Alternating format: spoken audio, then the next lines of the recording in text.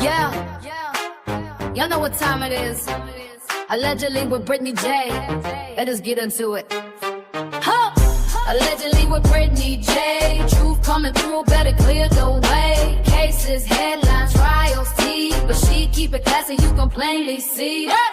Allegedly with Brittany J. Prayers going up every single day. Mom of 6 with a heart so strong. Real one here, you cannot go wrong. She do not gotta scream, she do not gotta fight. She let the facts talk loud, every move she make. From the missing in the trials to the news that breaks, she bring truth to the table, yeah, that is her lane. She lets people talk, lets opinions ride. Open to the what ifs from the other side. Speculation cool, when the respect stay true. She gives room for thought, lets the audience view. When the lies start flying and the trolls get bold, she do not fold up and she do not get cold. She respond with class, let the record be known. You can keep that circus, she is staying grown. She got family at home and a purpose in sight. Still showing up strong when the days get tight. And she praying for the people when they need that love. Trying to better herself while she looking above. So tune in close, let the real one stay. It is allegedly with Brittany J. Allegedly with Brittany J. Truth coming through, better clear the way. Cases, headlines, trials, tea, but she keep it classy, you can plainly see. Allegedly with Brittany J. Prayers going up every single day. Mom of 6 with a heart so strong. Real one here, you cannot go wrong. Facts matter, opinions, welcome, prayers up. Allegedly with Brittany J. Come, prayers up. Apparently, we got people that like to zoom in.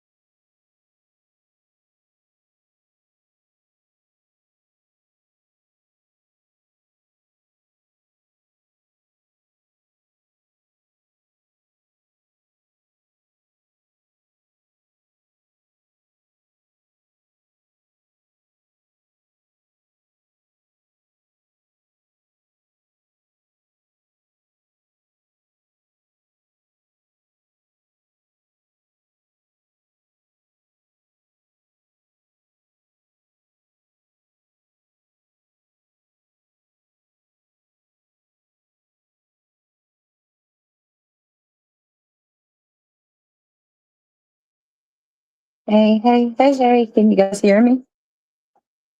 Oh, Lord. Shuffling. Can I get a 5x5, 4x4, 5x5, 2x2? Let me see. I'm going to my computer now. Juggle something. Hi, babes. Hi, beautiful people. All right, hold on. Beautiful girls all over the world. I should be chasing, but my time would be wasting. Ain't got nothing on you, baby. Nothing on you, baby. Hold on, y'all. I'm getting on my computer. Youngest woman. Thank you, YouTube audit. I will go live as soon as we're out of viewing room. Hold on a second. If we do get in, if not, I will be live outside until we know it's done. Wait, what's happening, 9mm? I did not auto, but I will get it. I'll definitely get it. Listen, y'all, once we whatever we don't get to tonight, we will definitely get to tomorrow. Just bear with me. Thank you, April.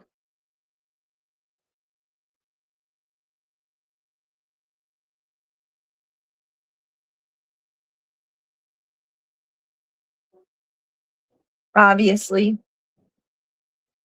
I'm going to say it again. I couldn't do this without you guys. Y'all know that. Give me one moment, please. Just bear with me.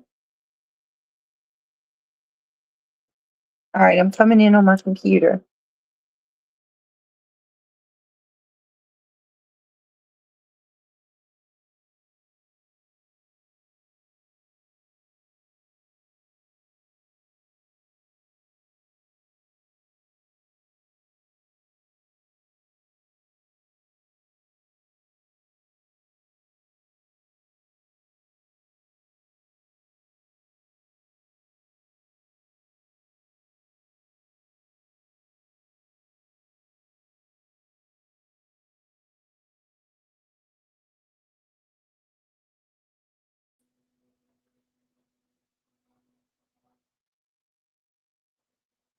Okay.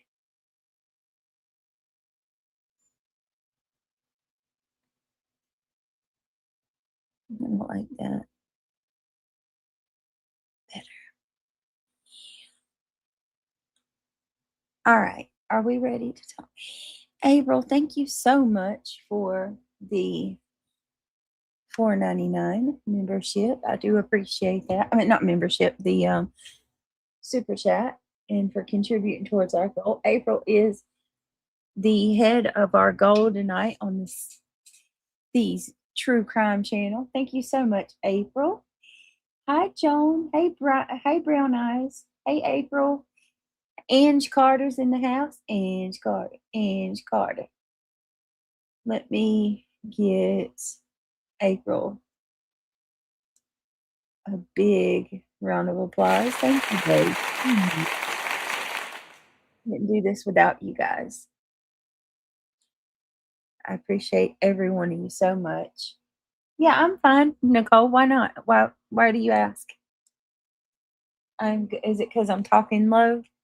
I'm talking low because Mootsy's asleep and I don't want to wake her up. 3 dots now. Aw. Thank you, Ryan. Ryan's giving instructions on how to become a member. Speaking of which, I'll go ahead and get into that. We got 134 people here.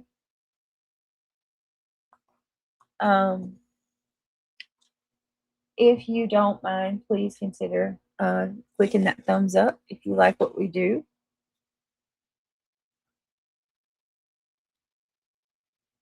Gross. Satan, I rebuke you in the name of Jesus Christ. Jesus Christ's holy name, amen. Yes, that was exactly why I asked, laugh out loud, you know me so well. Is it because normally I talk real loud? I'm making it sound like I'm trying to sneak in my closet. I'm sneaking on the live stream. I'm not supposed to be live. Oh my goodness gracious. Yeah, 9mm, just give me a little bit to do this introduction and stuff like that, and I'll open the panel to you guys if y'all want to come up for sure. Did I showed y'all the bears on the other stream, right?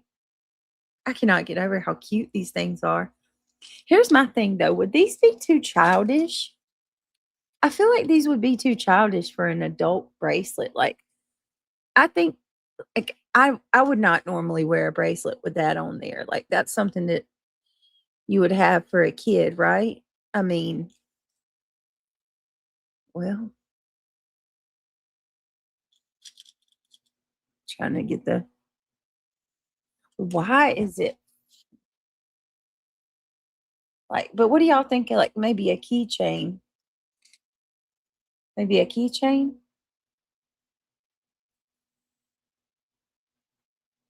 No, see? Otto says, are those for Emmy? No, Otto, they're not for Emmy. I bought them because the gummy bear logo for the channel, for our backup channel, these bears are identical to the logo. They look just like gummy bears, but I was thinking, wonder what I could use them for. I think keychain too. I think keychain is where I'm at with it.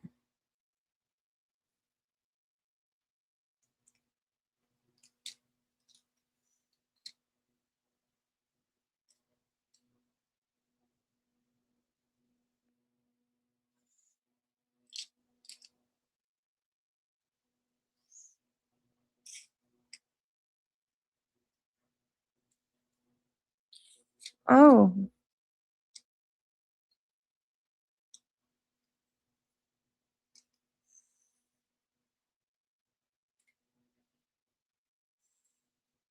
yeah, I don't know. We'll figure it out. I'm not going to get too caught up on those. Um, hey, Mary. I'm just giving a little bit of time for some more people to come in before we get into it. Otto, it was the Nancy Grace stream, was that from today?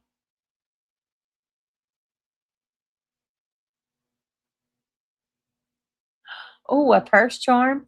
Somebody else earlier today said a phone charm too. I mean, early in the other stream, they said a phone charm would be cute too.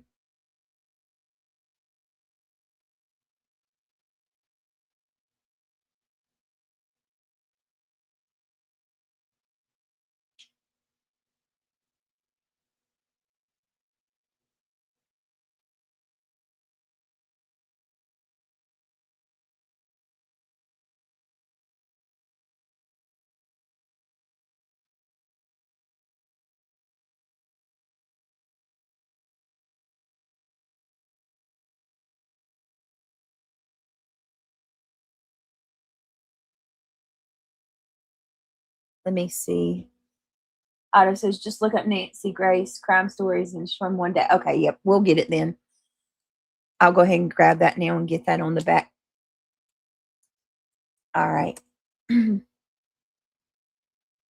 Nancy Grace tried. Oh, y'all. Taylor Parker calls her jailhouse girlfriend, Lana Addison, the sexiest killer alive. Bruh. Wow. That was another call from Taylor Parker. Don't forget we're going to do our Taylor Parker calls.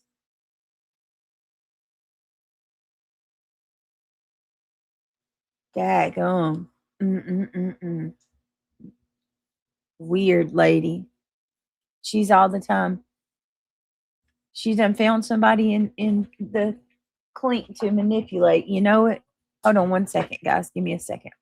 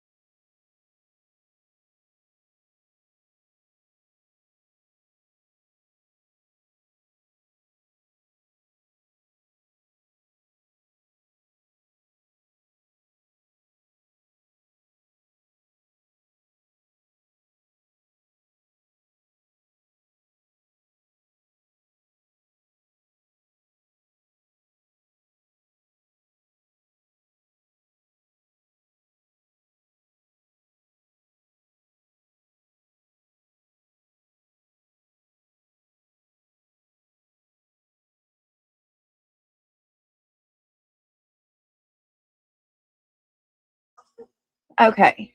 So let me see. What's up, reality?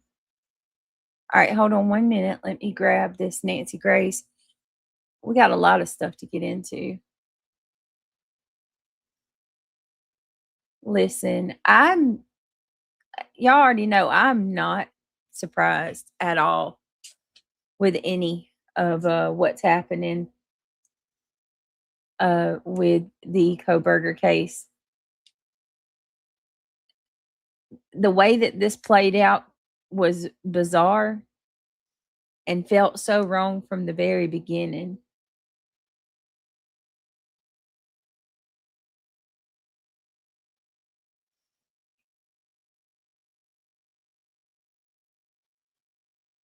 Hold on. Okay, so I got crime stories. Okay, so there's two of them. Otto. There's Brian Koberger, I'm innocent and demands trial. And then there's Brian Koberger, I'm innocent, wants to take back guilty plea. Which one? Hold on.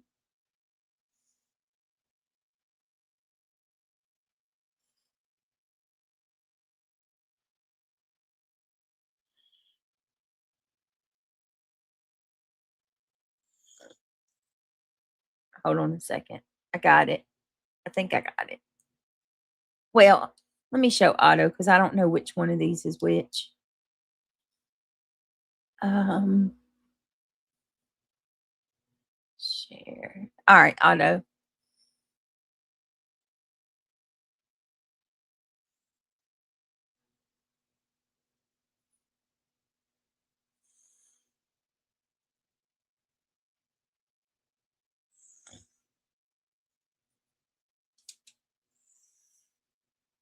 Hold on a second. Here we go. Otto. The one that says take back guilty plea. Okay, gotcha. Gotcha. Right here. Gotcha. Here we are. At Amazon, hourly employees earn an average of over $23 an hour. Because sometimes a little extra goes a long way. I love creating. I just don't love being on camera. All right, give me a second. So instead of changing who I am, Bombshell tonight. All right, hold on. Let me get back to y'all. All right, let me get this link out for reality and just give me just a second. I am going to open the panel. I promise. I just want to go ahead and get our not introduction, but our, what do you call it? Our presentation out of the way, and then we'll have the discussion, and I'll open the panel. Let's see.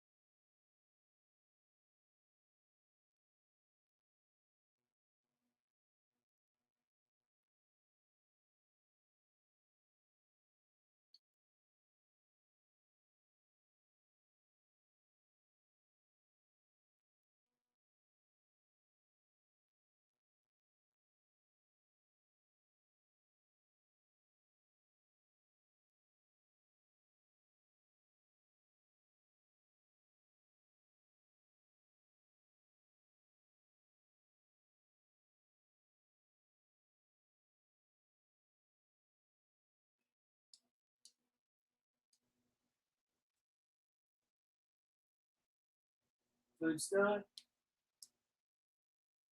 Yep. Hold on, y'all. Yeah, it's been in there. It's on the stove with the I'm here, you guys. It's in there. It's with the thing over it. I've got Mootsie with her blanket. Okay, y'all. Sorry, I've got 1,000 things I'm tending to. All right, are we gonna? I don't know if reality's wanting to come up. I think I'm just gonna go through this first, and then we'll do what we do.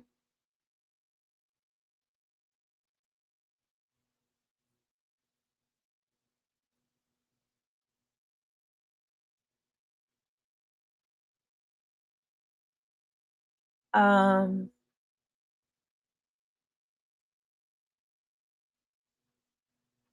I probably would. Y'all don't want my advice, but I wouldn't declaw. Did I drop the link or no? I thought I did. Yeah, I wouldn't declaw. But I mean, if you have no choice, that's one thing.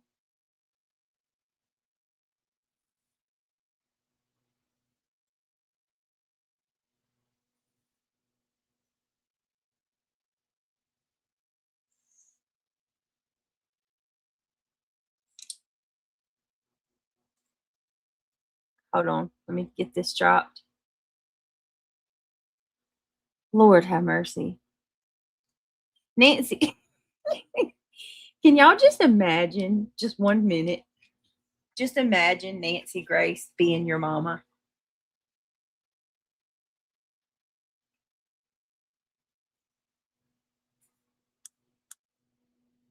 I couldn't imagine. I thought the link was dropped. I'm sorry.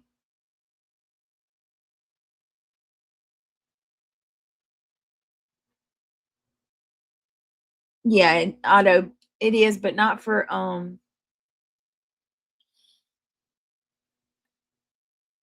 my anxiety is bad, Otto, but I don't know why. Does that make sense? I hope you're okay.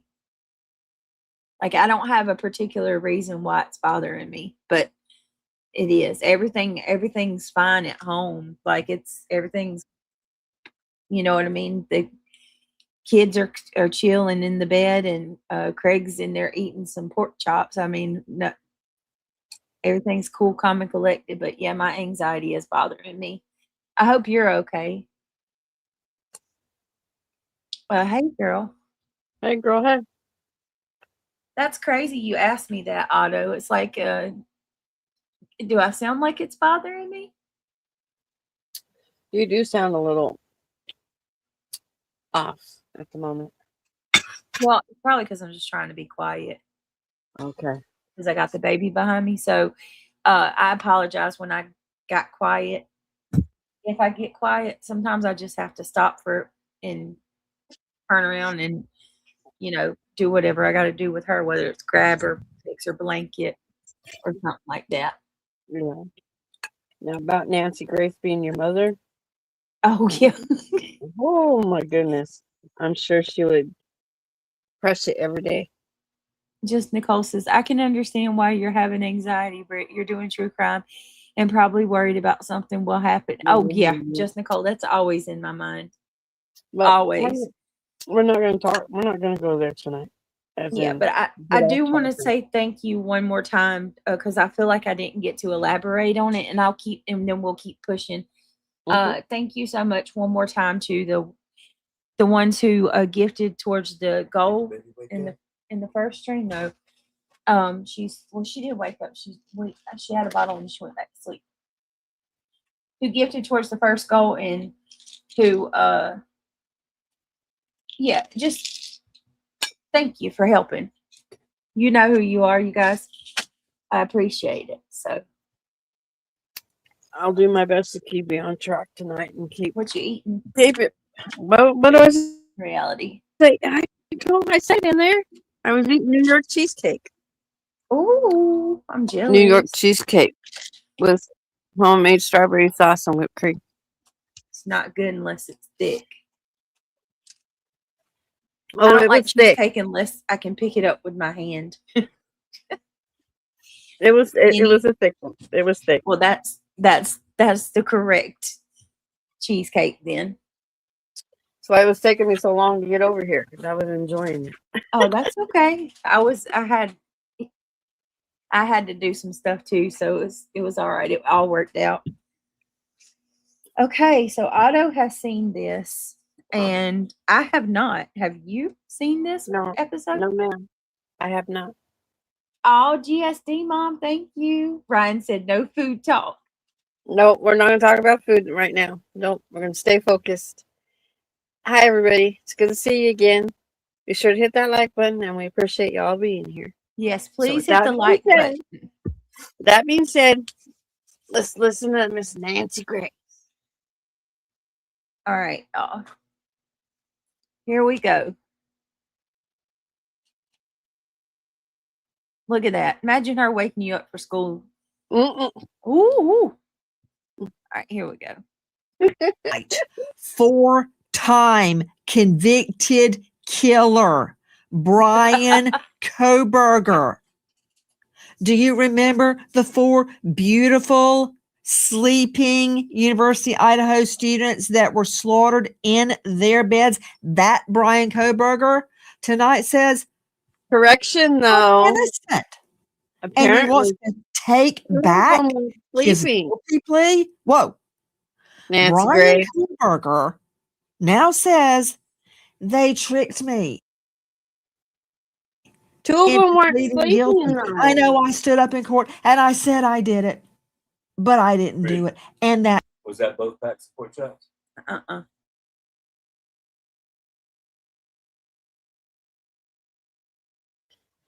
2 of them weren't sleeping, Miss Nancy Grace. Remember, they had defensive wounds on them.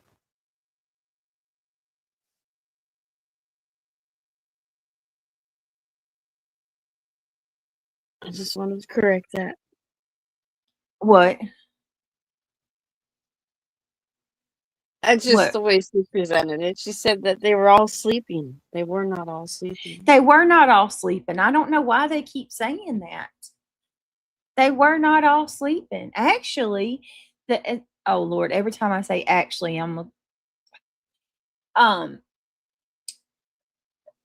as time has gone by and progressed and more things have come to light, it Mhm. is appearing that nobody was asleep except for Ethan. And in some accounts, people say that he wasn't even asleep. Correct. So I've heard also. I'm not sure. I just wanted she needed she needs to correct that because it's even in the documents. No, that was a good catch. You're right. You're absolutely right. It went right over my head. I love Nancy, but I can't. I have to listen to her because if I watch her, my ADHD just goes flying across the room and I don't hear what she says. I just see her eyebrows and I see her eyes and her mannerism. She's very animated. She's a very animated person. Mm-hmm. And I get very distracted when I look at her. Tell me she doesn't look like fire should be coming out of her mouth. Mm-hmm. Yeah. Yeah. Yeah. 9mm, if you want to come up, you can come up with us and commentate if you want. I'll drop the link again. And somebody just came up. I'm not sure who you are. Just please, if you can let me know in chat. Okay, yeah, I figured as much. Hold on 1 minute, y'all. Let me get a screenshot of this. As with anything, you got the trolls. I thought that was a regular person at first.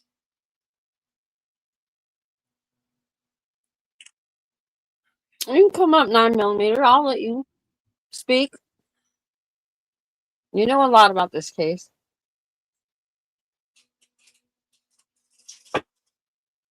I just want to sit here and say kick rocks to the trolls.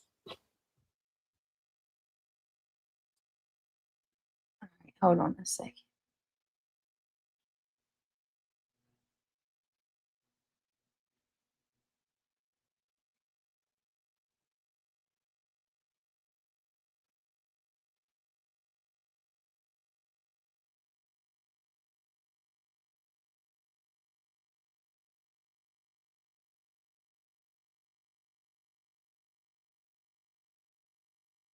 That was weird.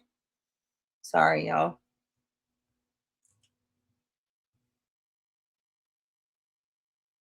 All right, let's keep going. Got somebody that keeps trying to come up. That's my truth. He actually fixed his mouth to say, it's my truth. Good evening. I'm Nancy Grace. This is Crime Stories. I want to thank you for being with us.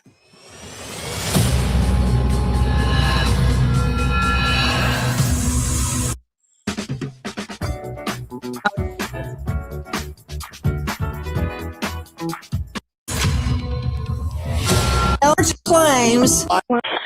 Around. Are you some man in their house drunk last night? One of the roommates has passed out, and she was drunk last night and she not wake me up. Okay. Oh, and they saw some man in their house last night. Yeah. Hi, and are you with the patient? Okay, I need someone to keep the phone. Stop passing it around. Can I just tell you what happened pretty much? What is going on currently? Is someone passed out right now? I don't really know, but pretty much at 4 a.m. Okay, I need to know what's going on right now if someone is passed out. Can you find that out?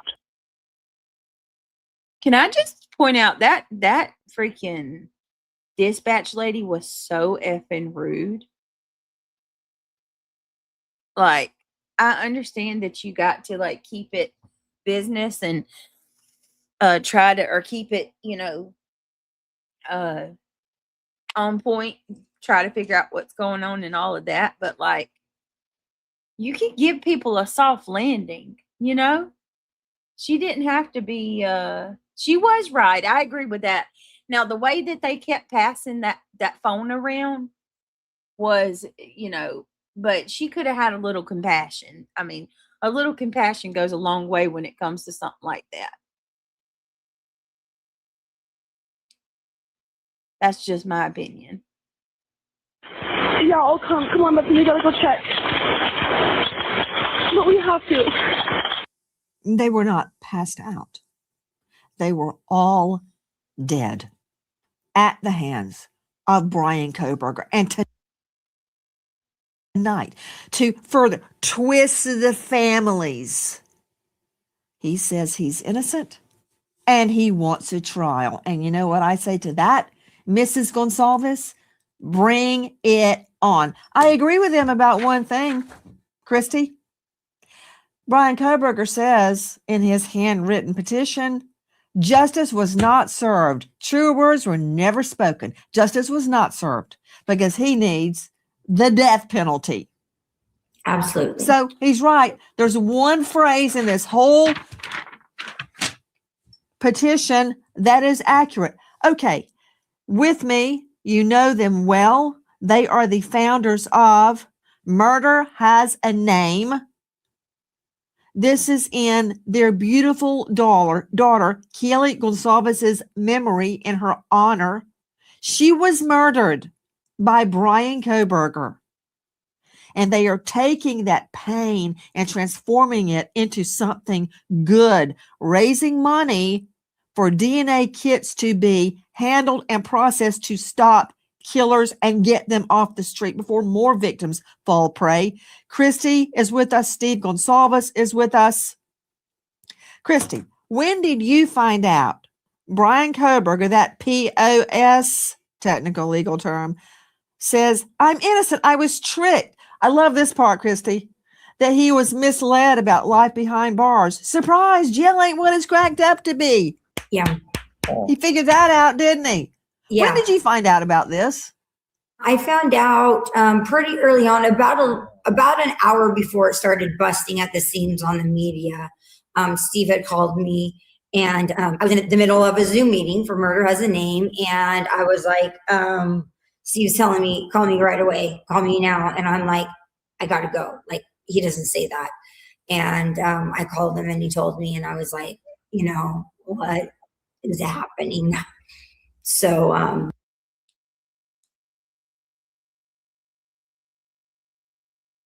They want a trial, though. The Gonsalves family does. So, I mean, this is right up their alley. But I wonder how the rest of the families feel. She is pretty. I think so too, Spooky Sarah. I was just looking. I think Chrissy's pretty. She's lost a significant amount of weight, and I noticed that about Olivia as well. They both have lost. Olivia doesn't even look like the same person, but Christy's lost a ton of weight since that interview that Olivia, Chronicles of Olivia, gave her. And Steve, like, it breaks my heart, right? I'm just gonna say it, and I don't mean anything. No, he never did say that, Shampoo. There's a lot of things that's been going on within the media regarding this case that really aggravates me and chaps my behind, because you just stick to the facts. And I've noticed the media, a lot of these well-known news anchors and well-known journalists, they've added their own spin to this whole thing, and it's not right. It is not right. I mean, I'm not saying I'm not a Koberger, what do they call it, a pro burger or whatever, by any means, but I also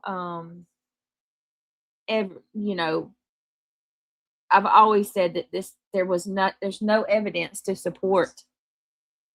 There's not enough evidence to where you would want somebody to go on death. You could put somebody on death row. You could get a guilty verdict here. We need a trial. We need an active trial. Give me just a second.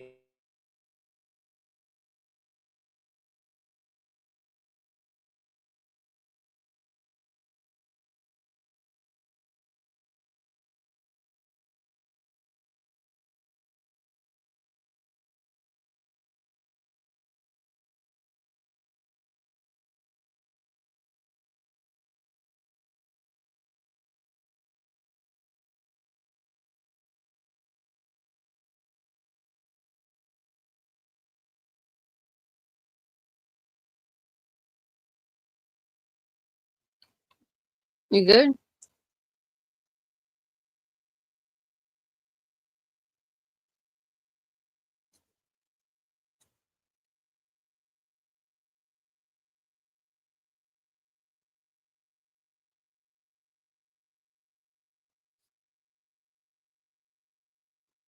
You all right, Britt?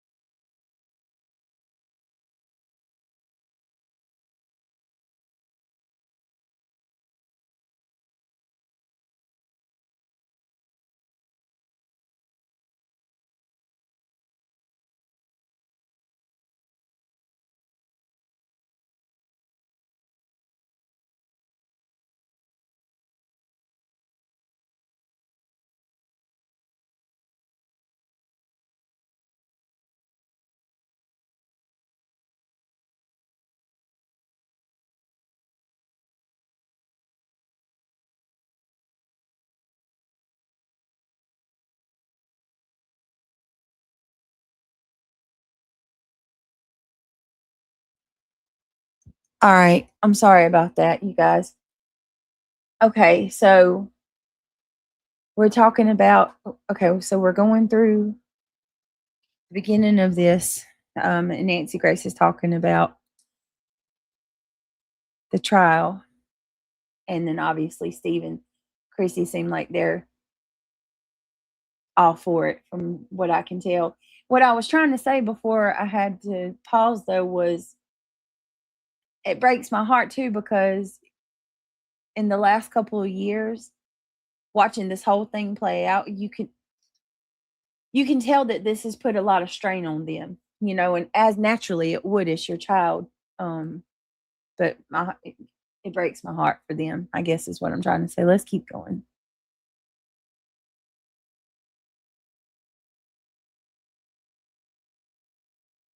Took us a minute to find out what exactly his the allegations that he was having and the reasons for it. But when we heard, we were like, the judge asked you every single one of those questions, you know? So were you coerced? Were you promised anything? Were you on drugs, you know, and everything? And I mean, it's a plea deal. I think it's pretty straightforward. I think the average IQ person can understand what a plea deal. Why get a GoDaddy domain? Here's one reason. Opportunity, attention, power. It all comes from our name. It's not something super complicated. So Hold on. I've got to get to Steve Gonsalves, but I just have to ask Nima Romani, guys. When this first broke, I immediately got on the horn with Romani. Why? He knows what he's talking about, and we hashed it through. Nima Romani, former federal prosecutor turned trial lawyer, former president of the West Coast Trial Lawyers, author of Harvard to Hashtag. You can find him at westcoasttriallawyers.com. Nima, this is doable. After you and I talked, I researched the law again, and it confirmed what you and I had talked about. Let me get my notes. Garza v. Idaho, straight out of Idaho, and that is the Supremes. You remember at the time, they kept saying, he's giving up his right to appeal. This plea deal means it's over forever. I'm like, no, it's not. I don't care what he says. He can always appeal under the Sixth Amendment. There's always an argument to be made that he was tricked. He was hoodwinked. He didn't know what was happening. Ineffective assistance of counsel. Yes, but no, that's what they told the victims in court. That was BS. Then We called it, and I'm calling it again. Yes, he can do this. He can appeal his guilty plea. Then he'll be Lockhart, also the Supremes, about how you can reverse a guilty plea. But practically speaking, Nima, what the hey is going on? Yeah, he's got to basically pigeonhole this petition into one of really 4 legal arguments. He's got to argue that the plea wasn't knowing and voluntary. I think it's going to be tough because obviously we all heard the plea colloquy, right? Let me see. All right, let me read this. This is Brian Kohberger withdraws his plea. Over a year later, it is self-evident that in the state versus Kohberger, justice was not served. I hereby declare that my intention to enter a not guilty plea, my actual innocence, is my truth, and the plea hinged on by false promises and blatant disinformation must be withdrawn. So I find it really interesting when we struggled like hell reading his handwriting, which, side note, people's eating me alive over that now. They're saying I can't read. It was the chicken scratch that I was struggling reading. But nonetheless, since we read that, I noticed one of the things that stuck out to me in his statement was his family was there and witnessed all of it. So I guess I have my one question would be, if your family was there and they witnessed people trying to talk him into taking the plea, telling him that things would happen later that would work in his favor, why would they not try to talk him out of that? You know, I would think most family members, if they feel like you're innocent, they would tell you never take a guilty plea.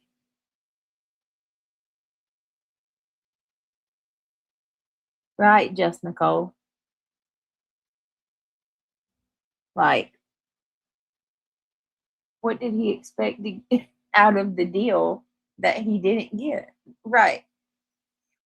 I have so many questions. So many questions.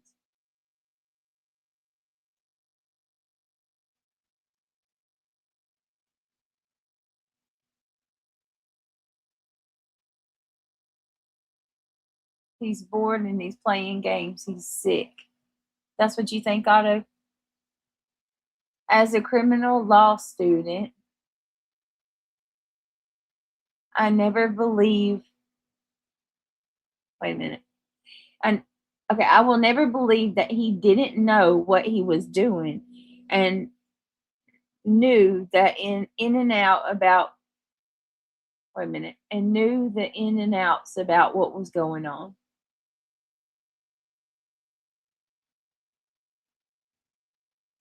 Maybe.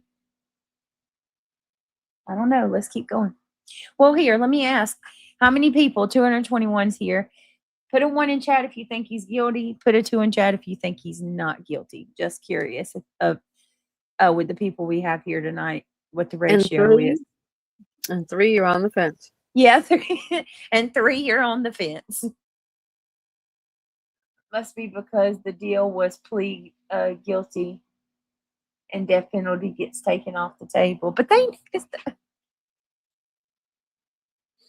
so this is why I think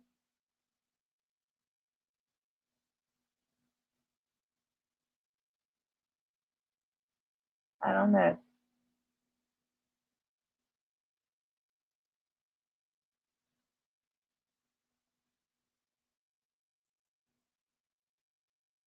All right. I see.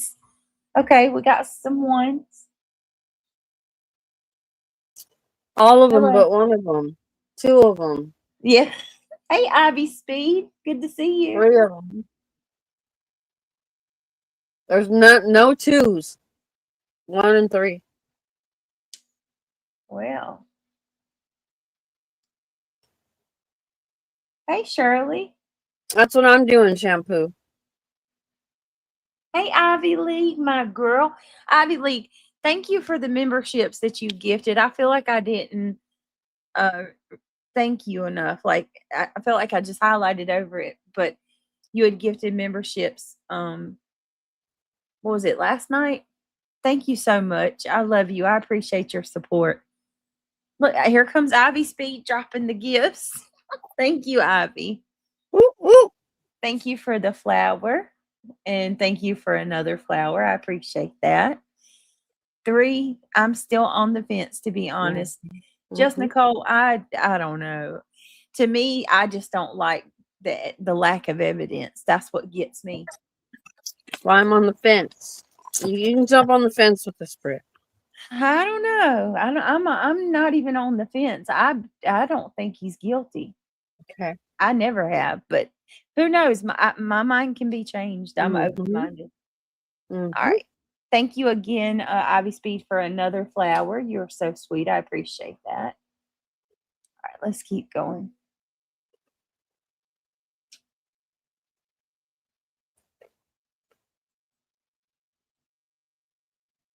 All right, here we go. Naima, he's getting his PhD in criminology. I think that's going to be the toughest one. It was right? knowing. Next. Yeah. That's how So then, I wrote it down. I'm marking it out. So let's put that away. The second is if he's actually innocent. Obviously, that's not going to fly either. There's no way the state is going to concede that. But that's what happened with. I'm sorry. Well, I just choked. Yeah. That didn't go down very well. Okay, we can count out actual innocence too. Okay, that's out. So Give me your third choice. Yeah, the third is prosecutorial misconduct, right? And of course, the state is never going to concede that they withheld Brady information or something that was impeachment. They didn't comply with their obligations. There's no way the state's going to concede that. So then you're really left with the last one, which is the ineffective assistance of counsel, right? That's something Ann Taylor said or did that was. Put them up real quick. Naima, that's it. That's where they're going. Because from what I can gather from this raggedy petition, he's claiming Brady or Brady v. Maryland exculpatory material. Oh, he's claiming Brady. That would tend to prove him innocent or could prove him innocent. It could be something as simple as that's I need help. That's interesting. Yes, yeah, it is. Who else claimed Brady, y'all? Oh yeah, who else did? Who was it that claimed Brady? Was it we covered a case did the Brady? Yeah. Was it Chris Watts? Was he gonna plead for the Brady? It was one of these high profile cases. I remember they were gonna go for the Brady. I just don't remember. I think he had, okay. Ivy says, I think he had a great speed attorney. No, a great attorney. I'm looking at your damn name, Ivy, and saying speed. A great attorney. He's just filthy guilty. Filthy guilty. That's hard to say. He's just filthy guilty. There were a few of them that were the Brady. At least 3 of them that we covered was a Brady. Okay, right. It's a law. You can file or apply for the Brady. Hold on, let me read it to y'all because bring us up to date. And the only reason I kind of know what it is because of another case. Hold on, I'll tell you. All right, the Brady law. Okay. The Brady law generally refers to the Brady Handgun Violence Prevention Act. It is a landmark U.S. federal law enacted in 1993 that mandates background checks on firearm purchasers named after James Brady, the White House. Hold on a minute. Wait a minute. The Brady law permanently requires federally licensed firearm dealers to contact the FBI to verify the buyer. Okay, this isn't the same thing. I was going to say, wait a minute. No, that's not it. Yeah, that's it. Who's got it? We got it. I did the law. This is the Brady rule. The Brady rule is named after Brady versus Maryland. It requires prosecutors to disclose material, exculpatory information in the government's possession to the defense. Okay, this was the same thing that I'm gonna find out in a minute. I want to say Chris Watts was going to use the Brady rule. There was a recent one too. that did that one. Okay, so let me clarify. I apologize. There's a Brady law and then there's a Brady rule. Brady rule is what we're referring to.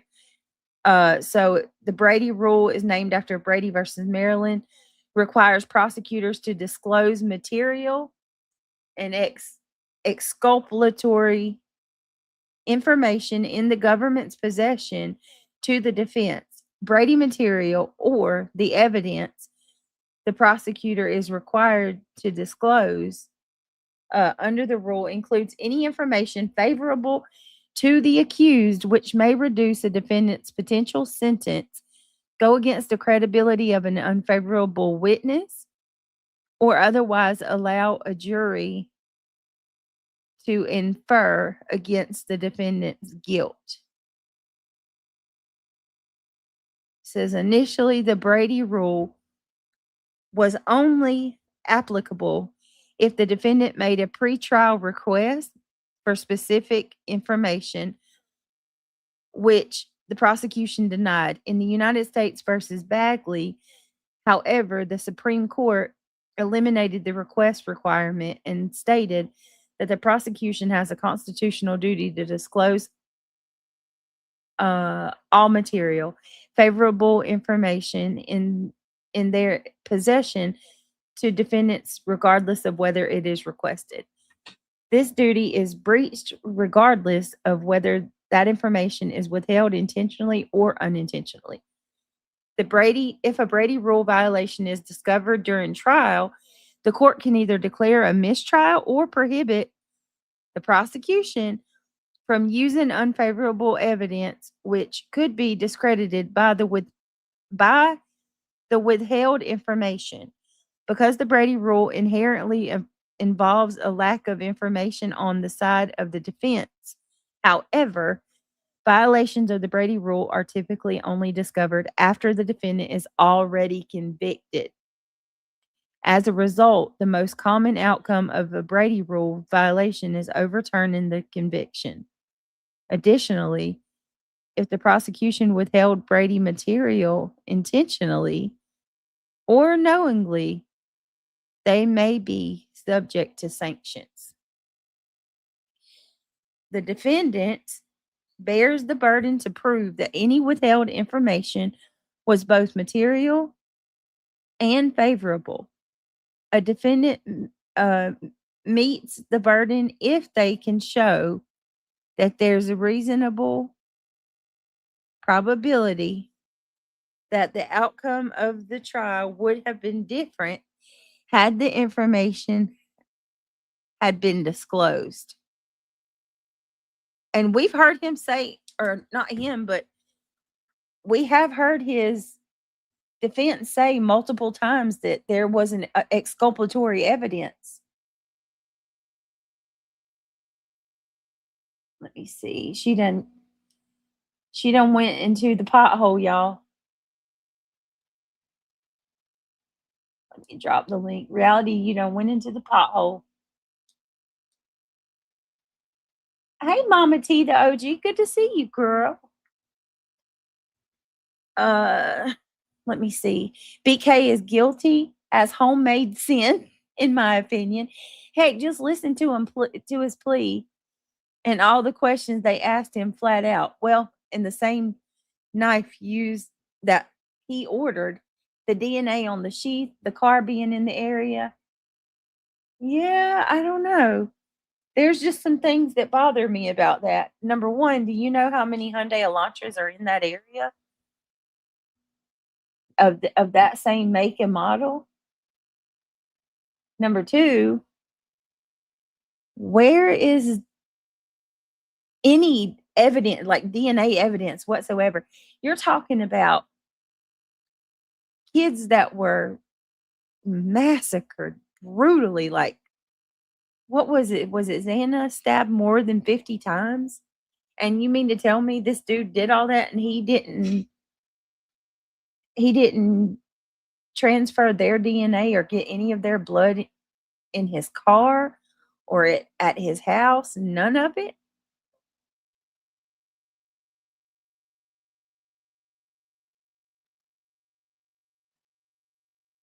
I don't know. All right. I dropped the link, but let's keep going. What's up, S Dubs? Good to see you, girl.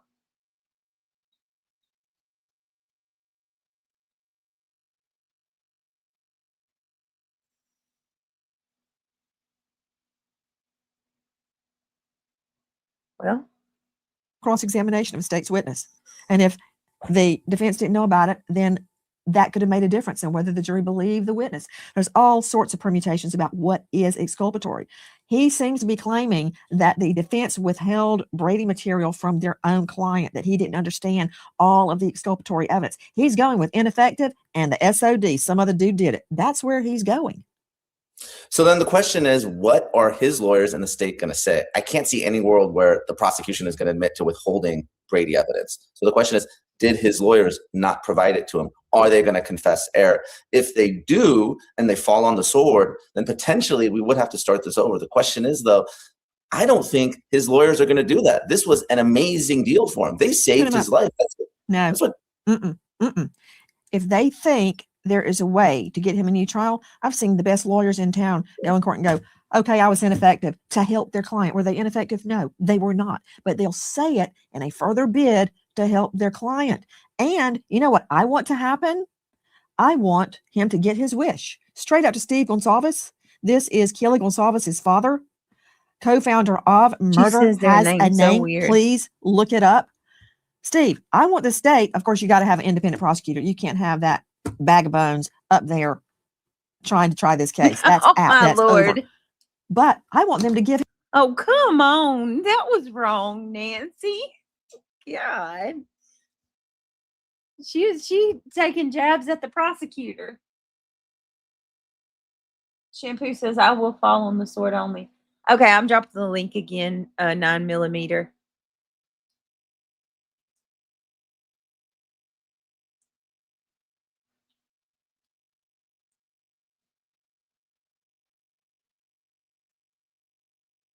All right, it's in chat.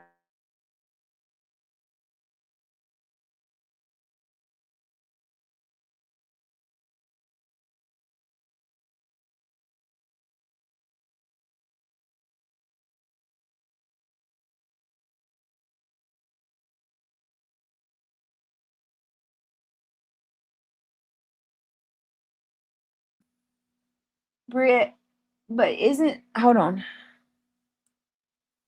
Britt, but isn't he claiming that the defense is who withheld evidence? The Brady rule says the prosecution withheld evidence. Should it still apply? So he is claiming that the defense, but also before he took a plea, him and Ann Taylor, I think he's still holding on to his original defense on top of that. You get what I'm saying? I think that he is holding on to the defense. I mean, he's holding on to what they had said before, like what they were going to go to trial with originally.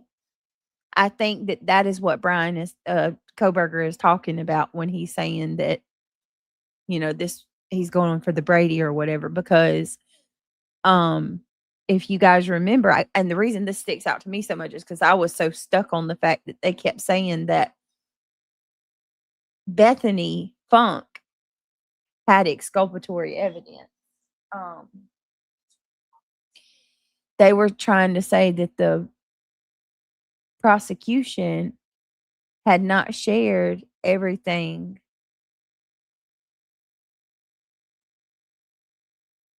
and so that, I mean, yeah, you make a good point, but I don't think he's referring to his counsel when he's saying that.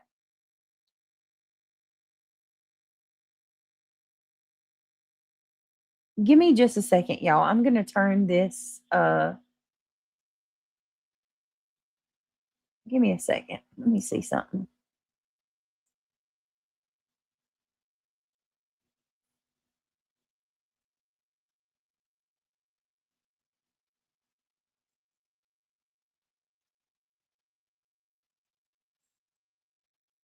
Give me 1 second.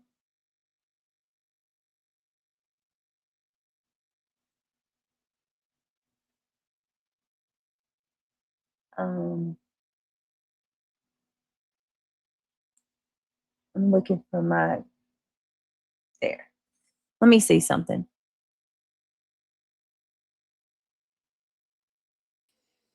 Okay, you're on stage. Who is this? You know who this is. I'm not here to bother you. I'm just here to talk to you. I don't know. Who is this? What's your name? AKA Shorty. I'm not. Okay. I've been I'm not around the sure who. streets for about 5 years. Okay. Where do you usually, or what are you from, the other side, quote unquote, under other side? I have no certain side. Okay. I figured I'd make you money. Make me, okay, stop. I tried. I'm doing a case. This is not the time to play games and do this. I'm not. I already know about this case. This is a crazy case. I'm not doing that, y'all. Jesus. Let me let reality back up and then let 9mm. What was that all about? I told you that person kept coming backstage, and Yeah, then I finally saw. after that they said give me a chance. I was like, okay, well, let's see. Is it maybe they want to reach across the aisle and talk about the case? But I don't know who that person. People, y'all have got to stop coming into my chat or coming onto my panel and assuming that I know who you are. All these people think I know who they are. I don't know y'all. I don't reckon who's too shorty or whatever that is. I think these people watch me so much, they think that I know them like they think they know me. Oh, well, there you go, Ange Carter. There you go. Makes sense. I don't know that person from Adam. I don't recognize the name. Again, why? We were talking about this, and she's talking about money. And y'all want to say that I'm disrespectful towards cases. Well, here you go. Yeah, let's just carry on. You're right, April. Yeah, it's the parasocial. Craig showed the parasocial relationships. That's exactly what it is. They watch you so much they believe they know you. Mm-hmm. Y'all heard that person? She said, Hey, Britt, can you hear me? Yeah. Hey, what's up, girlfriend? We can hear you. Can you hear us? Hey. Can you hear me? Yeah, I can hear y'all, but I think I've got a delay. You sound good.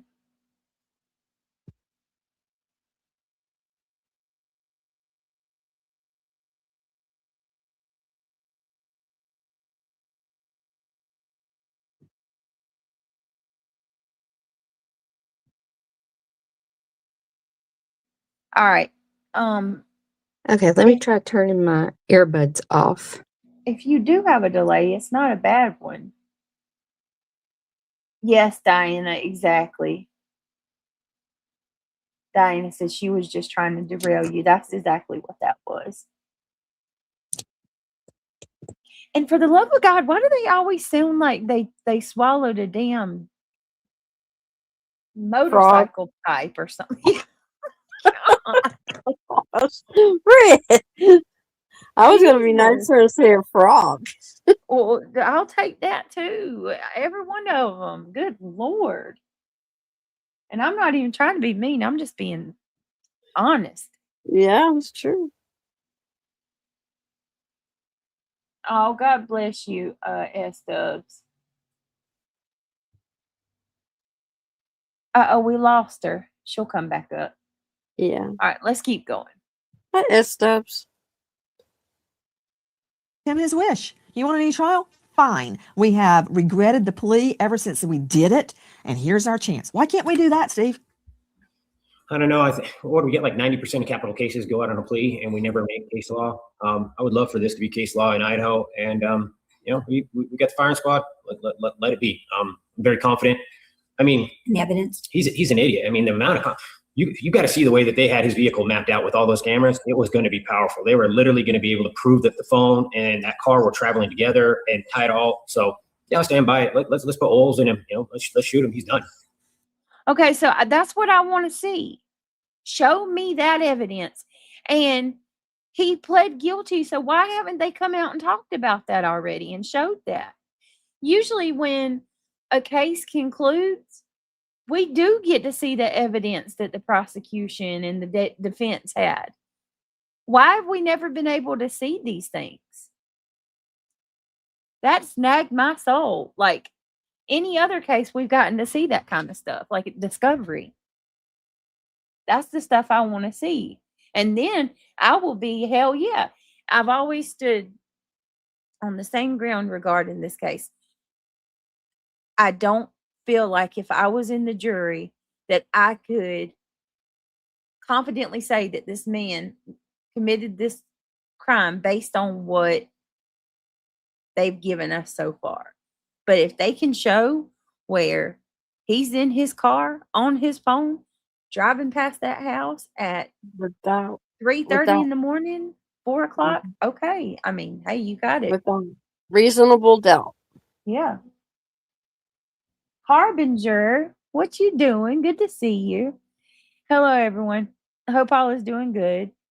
Just got done making slime with my 18-year-old daughter. Okay.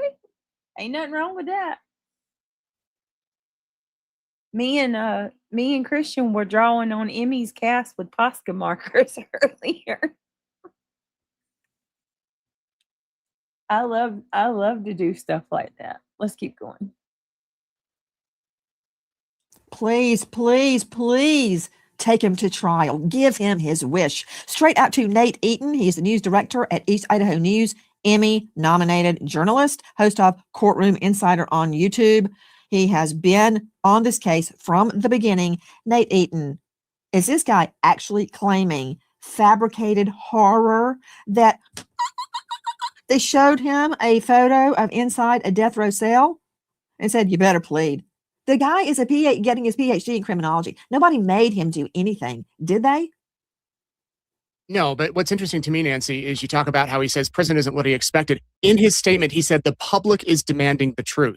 I'm curious to know which public out there he's talking about, that there's unanswered questions with each new piece of evidence unsealed. Steve mentioned the car, the surveillance footage of his white Elantra that was caught on camera at the home within minutes of, before the students were killed and after. What about the K-bar knife sheet? Remember, that was left behind and DNA tracked to Brian Koberger. Not only that, he had purchased it on Amazon, a K-bar knife sheet. So the evidence that we have seen. Mom, Dad's been away working for a whole year.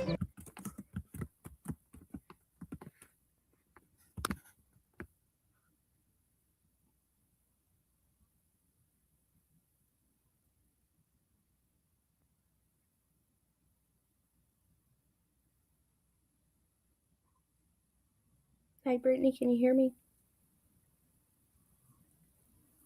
I can hear you. All right, good. Brittany, it's nice to meet you, 9mm. MM. My name is Allison. Hi, Alice. Allie. So, pretty name. I have a That's a pretty name. Thanks. I have a background in criminal justice, and I'm married to a retired cop. Oh, okay. So you know a lot about this field. Yeah. And it's so strange because the murders happened on his birthday. Oh. Is that not weird? That is. Yeah. But apparently there's new documents that have come out that some have paid a lot of money for. And apparently it's very eye-opening.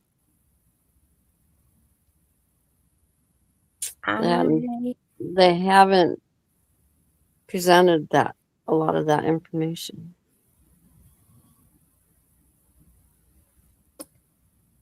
I don't know how much I trust people saying they have new information. Oh, it came from other channels that are diehard true crime. They get all the spoilers. I know we need a record. Where'd she go? Is she in a pothole again? Yeah. No, I wasn't coming up to step on your toes or anything. I didn't know if you was going to be God, back, and I no. thought I'd just come up and you're be here in fine. case something happened. She had to step away. You come up and hang out with us. It's fine. That's what I've been trying to get back to is our open panels. I love it. So you're welcome to hang out with us. I paused it for a minute on my end so I clumsily took us back again to the beginning of the show. So I had to find the spot where we were just at. So Well, anyway, I'd like to introduce you to Allie. And Allie, you could tell her what you and. Oh, Britt knows me. Okay. Yeah, me and her. She was one of my first mods. Okay, I was first mod, first panel guest. Yep. Oh, that's right. Yes. Okay. Now I remember. Yeah, she's been here since before I even started my channel. Yep, we was in Natasha's together. Boy, I remember them days. Oh my God. Okay, Shampoo. so go ahead, Britt. No, just real quick.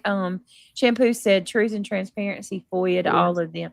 I'm gonna have to see if I can get a hold of Boston and see if I can find out what Lana's got, because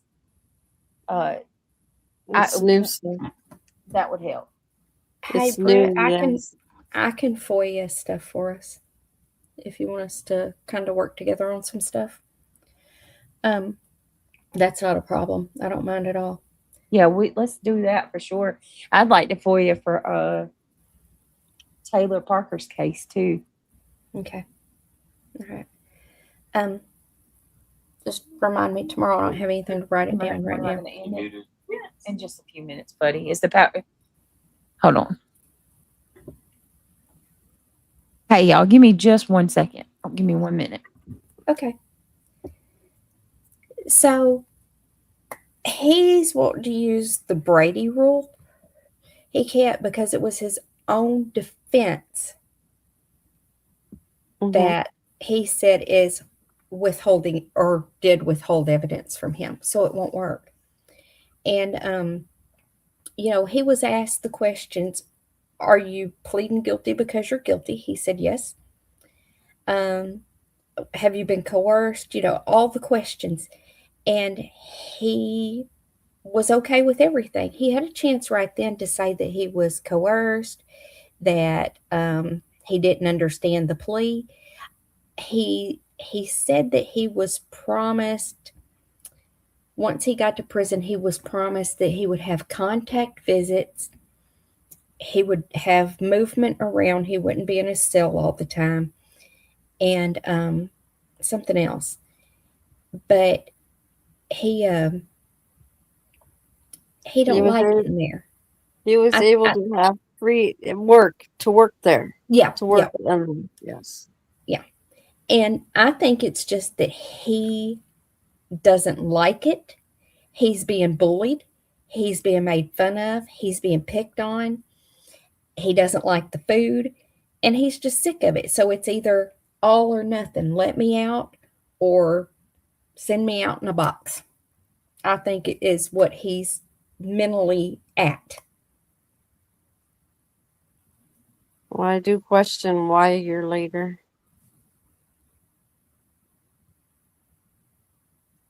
Huh? I question why a year later. He should have done it sooner. Well, I think so too, but he's kind of wonky. I just really don't think he has anything to stand on. He's just, he can't say ineffective counsel because Ann Taylor is a good attorney. There was so much evidence against him. And as far as anything that he's saying, it just doesn't make sense.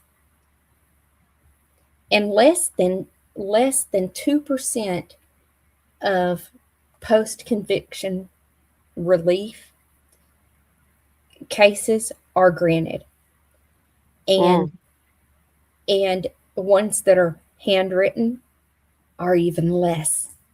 I just don't think he's gonna get it. So the process would be, it has to go to a judge.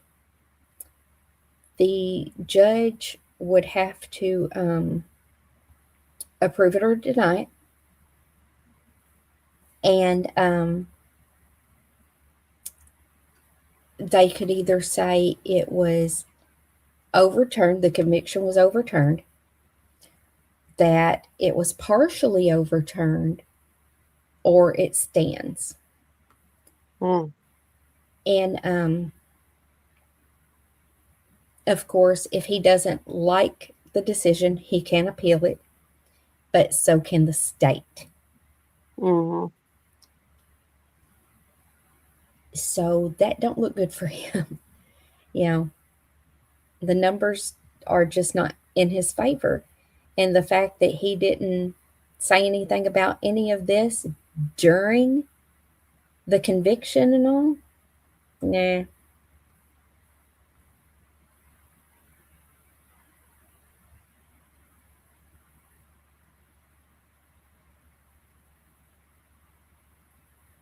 So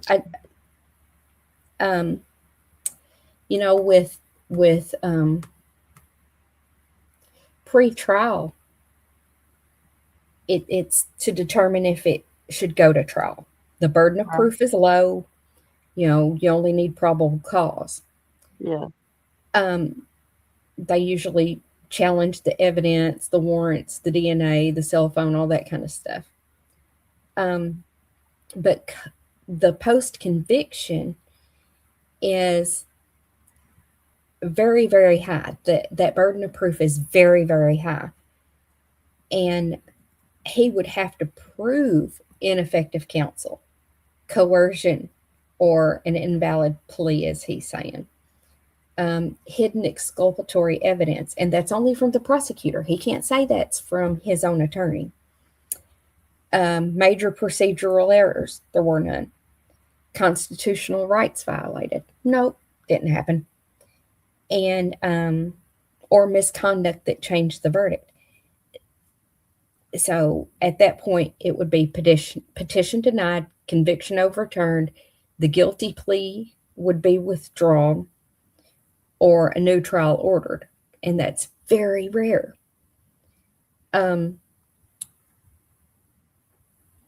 So he's looking at a tough road if he gets it at all.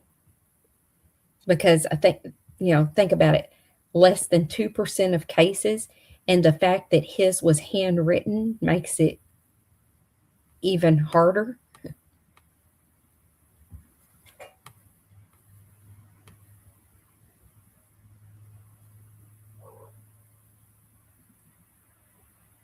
Well, you're explaining it really well.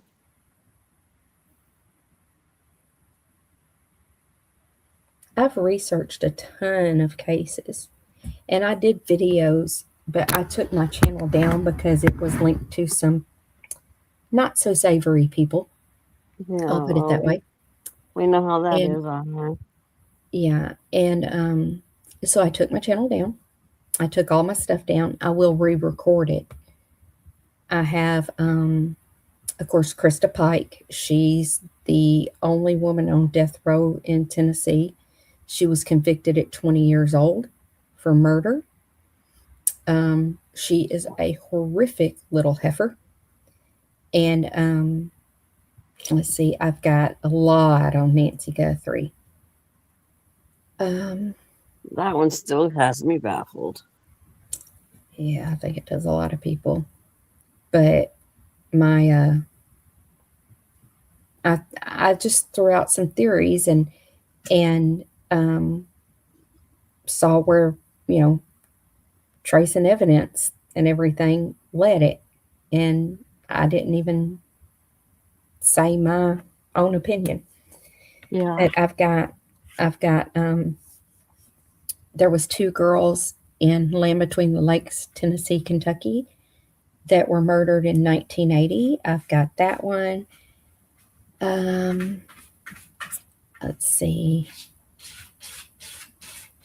I'm sorry if y'all hear scratching. I have a cat and he just had surgery and he's in his litter box.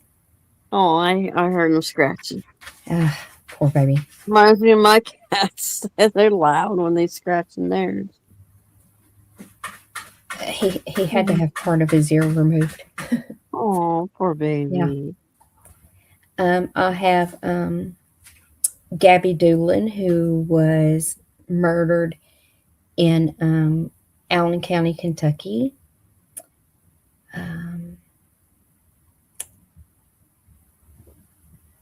Did you do Quentin Simons? No, I didn't. You know, I was trying to do some that weren't so out there. Mm-hmm. I followed Quentin, of course, but I've never done anything with his. I did the victims of Rex Heuermann. Oh, okay. All of their information, their backgrounds, how they came to be where they're at. Or where they were, in life. Dylan Rounds. So, oh, yeah, poor guy. I know. That one just tore me up. I knew he was by one of the ones that were close in that fashion. That worked for him. Yeah. All right. Hey, do you have a channel, Allison? She just said that she had to take it down. I took it down because I was connected to some not so nice people. But I am going to start another one and re-record all the stuff that I have and put it back up. And if you want us to work together on some stuff, we can. I don't have. Yeah, I'm down to do that. I was going to say too that whenever you do, let me know and give me the link, and we'll drop it in chat when you come up. Okay. Let me see. Because I'll research the fire out of stuff. I know she will. Mm-hmm. She does. You got more patience than I do. I love to research, but after a while, my eyes will start freaking watering, and I have to walk away.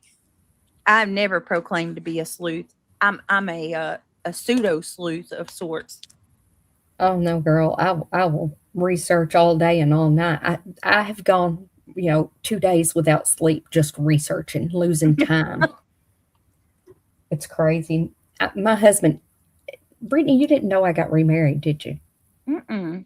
When did you get remarried? 3 years ago. Oh, congratulations! Yeah. Oh. Yep. I'll explain all that to you when me and you can talk. Okay, that's awesome. But yeah, he was an MP when I met him. Oh my Lord. 18 years ago. And wow. He was best friends with my brother. And so we was told to stay away from each other. But yeah, he was MP. He's, retired cop, the whole 9 yards. So you can ask him all kinds of stuff. Yeah, I have a pretty good partner if I can, get him to help. He's like, do you really want my opinion? He said, you know this as well as I do. You went to college for this, not me. Mm-hmm. So, but I was just, explaining what the post-conviction relief would look like, what it really is, what he has to prove, and that less than 2% of post-conviction relief cases are granted. I was about to say to you, he's got a chance. Yep. And his filing being handwritten and him being self-represented at this time doesn't invalidate it, but it makes it harder for him. Mm-hmm. Less likely to get approved because it makes him look desperate, and no legal strategy, no attorney to support him, and there's just no procedural strength. Now, Brian, has taken all the criminal justice classes and everything, but that still doesn't make him a lawyer. Right. So the self-written petitions rarely succeed in getting passed. So I wanted to ask about this. I'm glad this person brought this up. Judge Hippler did assign a new public defender today for BK to write the formal detailed motion. So is it safe to say because he was given a new public defender, he will get another trial? No. No? Okay. It's still less than 2% of any post-conviction relief is granted. Gotcha. So he has less than 2% chance, even with an attorney. Damn. That's interesting. I do hope that by some miracle they can get a trial, though, just for the fact that he was never made to, even if he's guilty, he was never made to give motive or anything. Like, I've never understood that. Like, And he won't have to even with a trial. Right. That's the thing. It's just going to put the families through hell again, and he'll be able to sit there and be his smug little self. I would not be surprised if he would try to like defend himself. Like, I could easily see him doing that.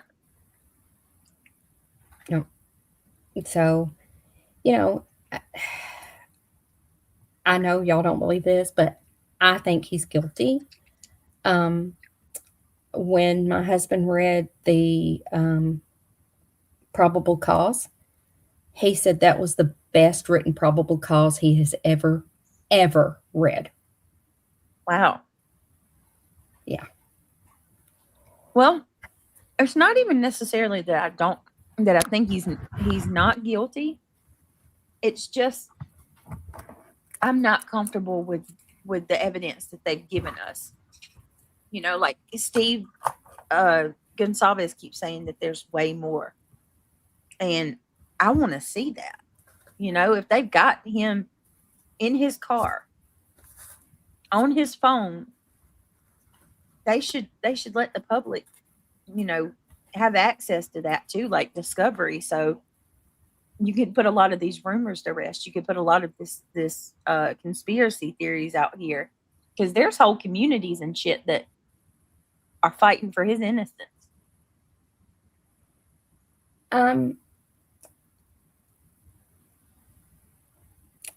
Yeah, but have you seen the other interview Steve and Christy did where Steve was talking about how his phone matched up to the cameras with his car? I don't know if I've seen that one. I don't know who he did that one with. Maybe it was Brian Enton. Let me see if I can find it, because I don't watch a whole lot of that crap on here anymore.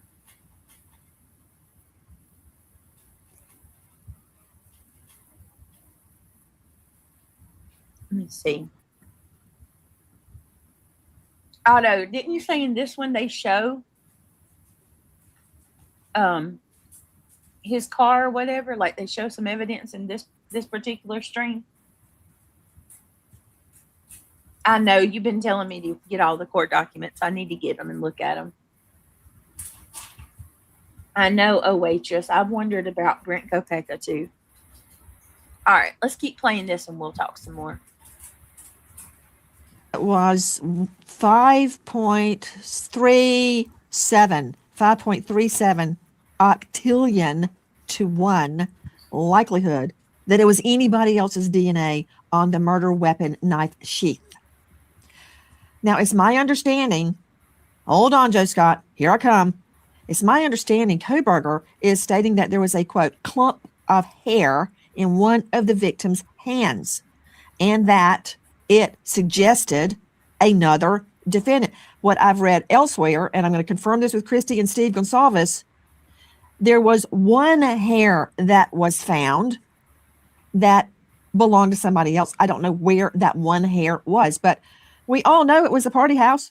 You got 4 co-eds living together. I would be shocked if there weren't parties at their house. There'd be something wrong if there weren't parties at their house. So there's another hair. But his DNA is on the knife sheath. His phone was quieted. He ordered the K-bar knife. He was out stargazing in that area at the time of the murders. He was the one stalking them over and over and over again. The evidence is overwhelming. So what is the truth about the hair? He's claiming a clump of hair that belonged to somebody else in the victim's hand, but I'm reading the defense forensic scientist said there was one hair that may have belonged to somebody else. So I have talked to the lead investigator about this specifically, and from ISP, and I asked when it came out in the book, and he said, absolutely not. That's the most ridiculous thing I've ever heard. He said Ethan's hand had fallen behind the bed, and obviously blood ran down his arm. It's sticky. The floor, you can't imagine, was not that clean. I mean, you could behind any bed, it's probably not that clean, and debris, dust bunnies, dirt, all kinds of sorts of stuff, stuck to his hand. He was, it stuck to his hand. They packaged him up. They took him out of the house and transported him to the medical examiner. Yes. And when they, were looking for evidence and whatnot, this is what he had in his hand or stuck to his hand. It was by no means a clump of hair that the book claims, saying that it was pulled out from the root of somebody's hair. This is basically gossip, a desperate attempt to find something when you have no evidence that backs anything that you've tried to lay out. I mean, he has no alibi, he has nothing. So yeah, he's going to look for one photo with one piece of hair and try to say, what about that? Well, the guy wrote a book about it and made a big deal about it. Everybody freaked out about it and was like, oh my gosh, the clump of hair in Ethan's hand. And I immediately called, and he was just like, what? And I said, well, this is what this book says. He goes, ridiculous. Absolutely false. Okay, you know what? I just hope they bring that guy on the stand and quote his book on cross-examination and say, what clump? Why did you say that? Mm-hmm. Okay, let me just ask y'all straight out. You said you wanted this to go to trial, as do I. Do you still feel the same way, Christy and Steve? I do. I mean, I would love, because I think that it would just stop so much of these people just running their mouths in this conspiracy theory. At this point, with this much time gone by, I mean, I'd have to, put myself in that state of mind again, which is not an easy state of mind to put yourself in, that you're moving. I mean, because we would have to physically move for 3 months. I mean, we have animals, we just can't travel back and forth. So, we would have to make those family adjustments. But yeah, I mean, if that's what it comes down to, we're all for it.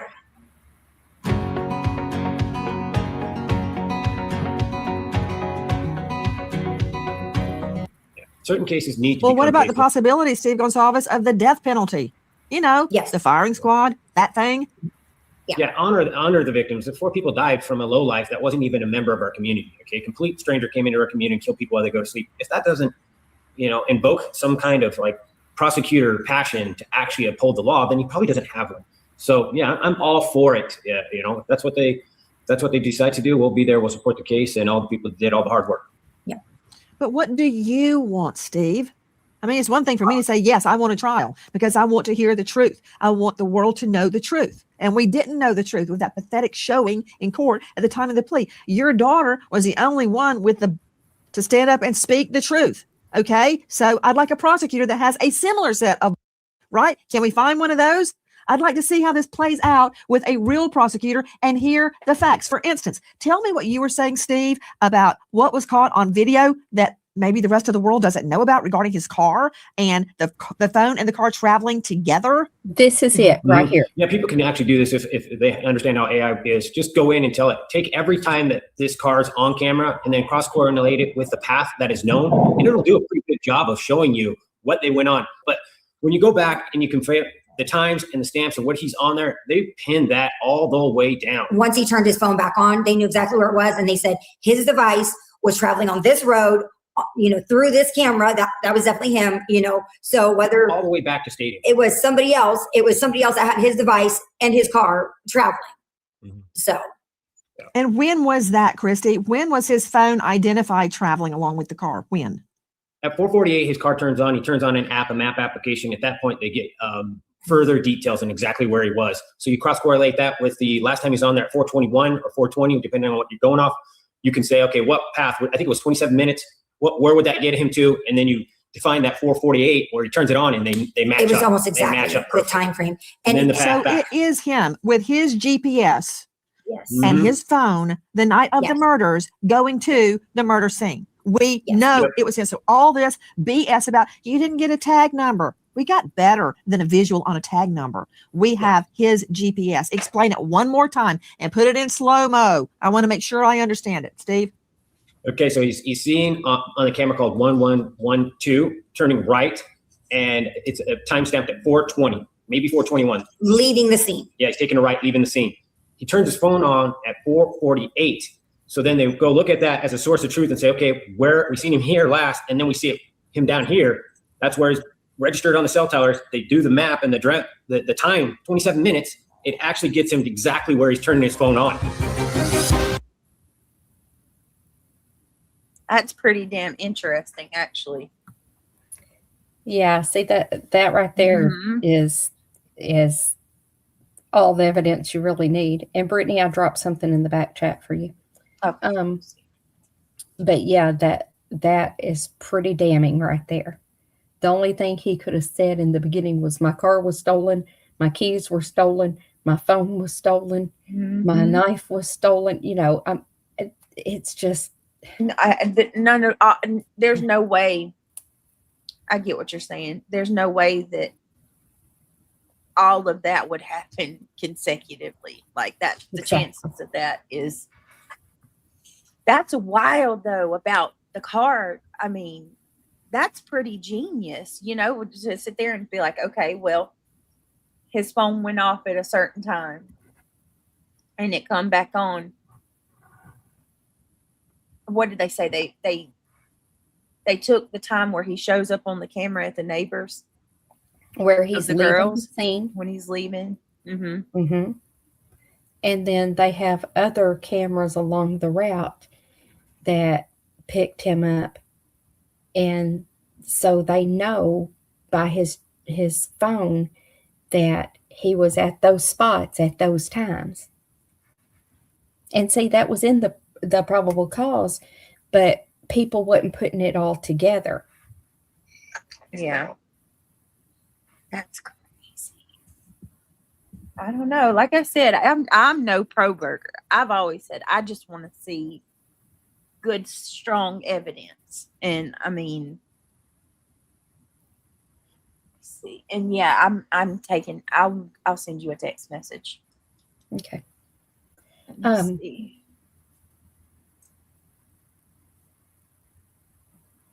Yeah, Otto.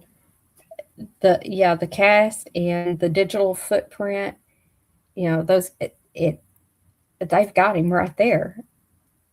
I mean, pretty much even if they didn't have DNA, they would have him right there. Yep. I mean, it's really not. Oh, I know you said it's like less than 2%, but I really do hope that we can get a. I'm sorry, that was me.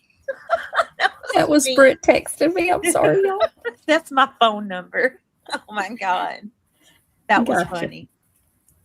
That was funny how it went off. Okay. Well, I'm reading chat on my phone and on StreamYard on my computer, so. Who holds high titles, including veiws? Who GSD, Mom? Oh, you're talking about your kid. I'm sorry. I'm all up in y'all's conversation. Where is Dee Dee at tonight? I've gotten so used to seeing her, and she's not here with us. Hey, built for the bullshit.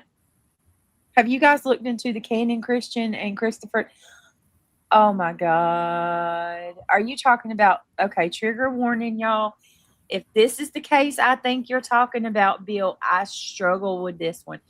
You know how you have some of those cases that make you hate, like feel hate boiling up within you? If what Built for the Bullshit's talking about is the case I'm thinking of. I gotta say, trigger warning. Are you talking about the case where they poured bleach down the girl's throat and they tortured that poor couple? Oh my God, y'all. That was probably one of the top 5 worst cases I've ever read Yep, about. that one was horrible.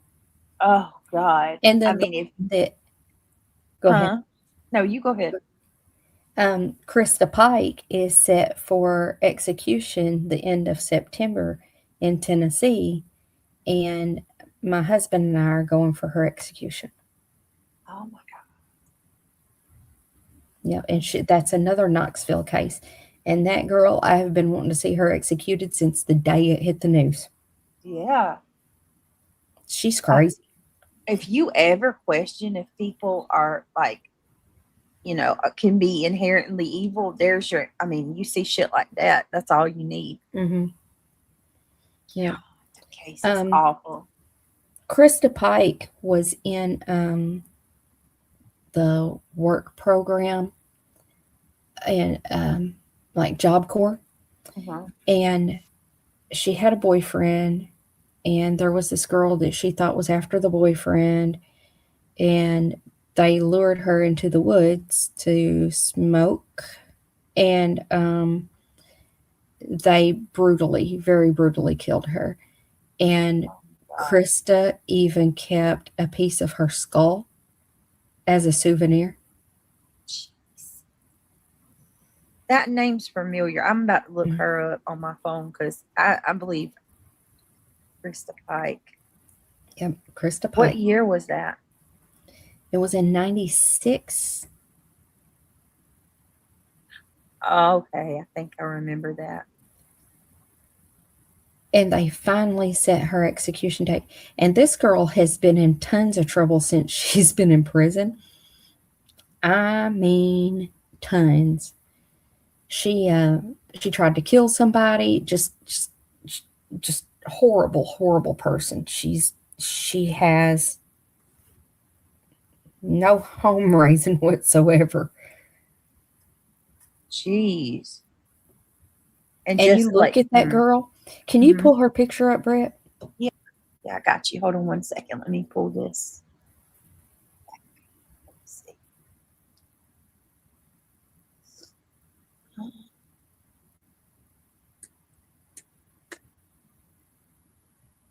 All right. Hold on 1 minute. I got you. Just a RN, I swear I would put the needle in her arm myself.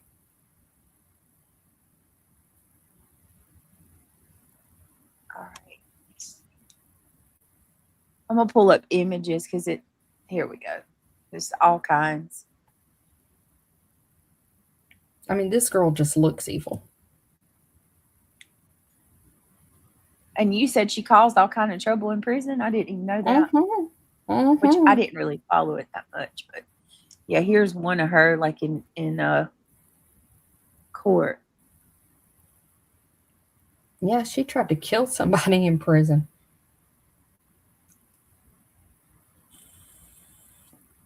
Said she had a effed up childhood, but that don't, my heart goes out to anybody who has struggled, or gone through some really bad things growing up. Nobody deserves that, but it's your choice to try to, at that point, make something out. Is this her? Yeah. Look at her there. She was 20 when she was convicted. Smirking. Oh. Oh, yeah. Good Lord. Right there. Look at that. Hold on. I hate Google because there are pictures. There's one. There it is. Right there. Hold on. One of her smiling. Let me share that one with y'all. Nomad beads. Yet. That's what I say all the time. Hadn't killed anyone yet. We might have to deep dive this one night. Well, I've got everything you could want to know on her. And you said, when is her execution again? End of September. Oh, has she tried to appeal? She's out of appeals. I mean, they have given her the date. Good She's out of Lord. appeal. The only thing that can help her now is a stay. And she won't get it. I don't see how she could. I mean,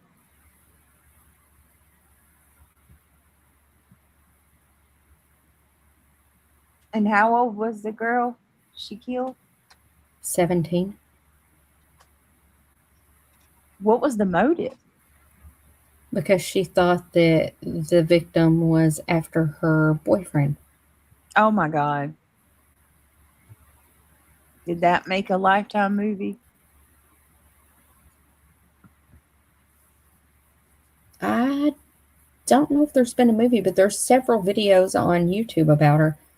But September 30th is her execution date, and we will be there. If we can get in, we will be inside and in the viewing room, and if not, we will be outside and I will go live.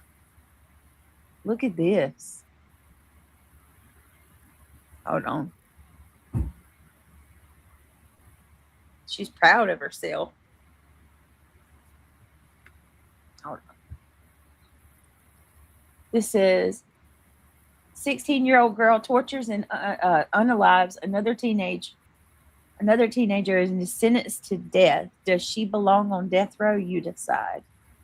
And then there's a whole. Let me send y'all the link to this. I'm gonna save this for myself and listen to it later. Let me save this link.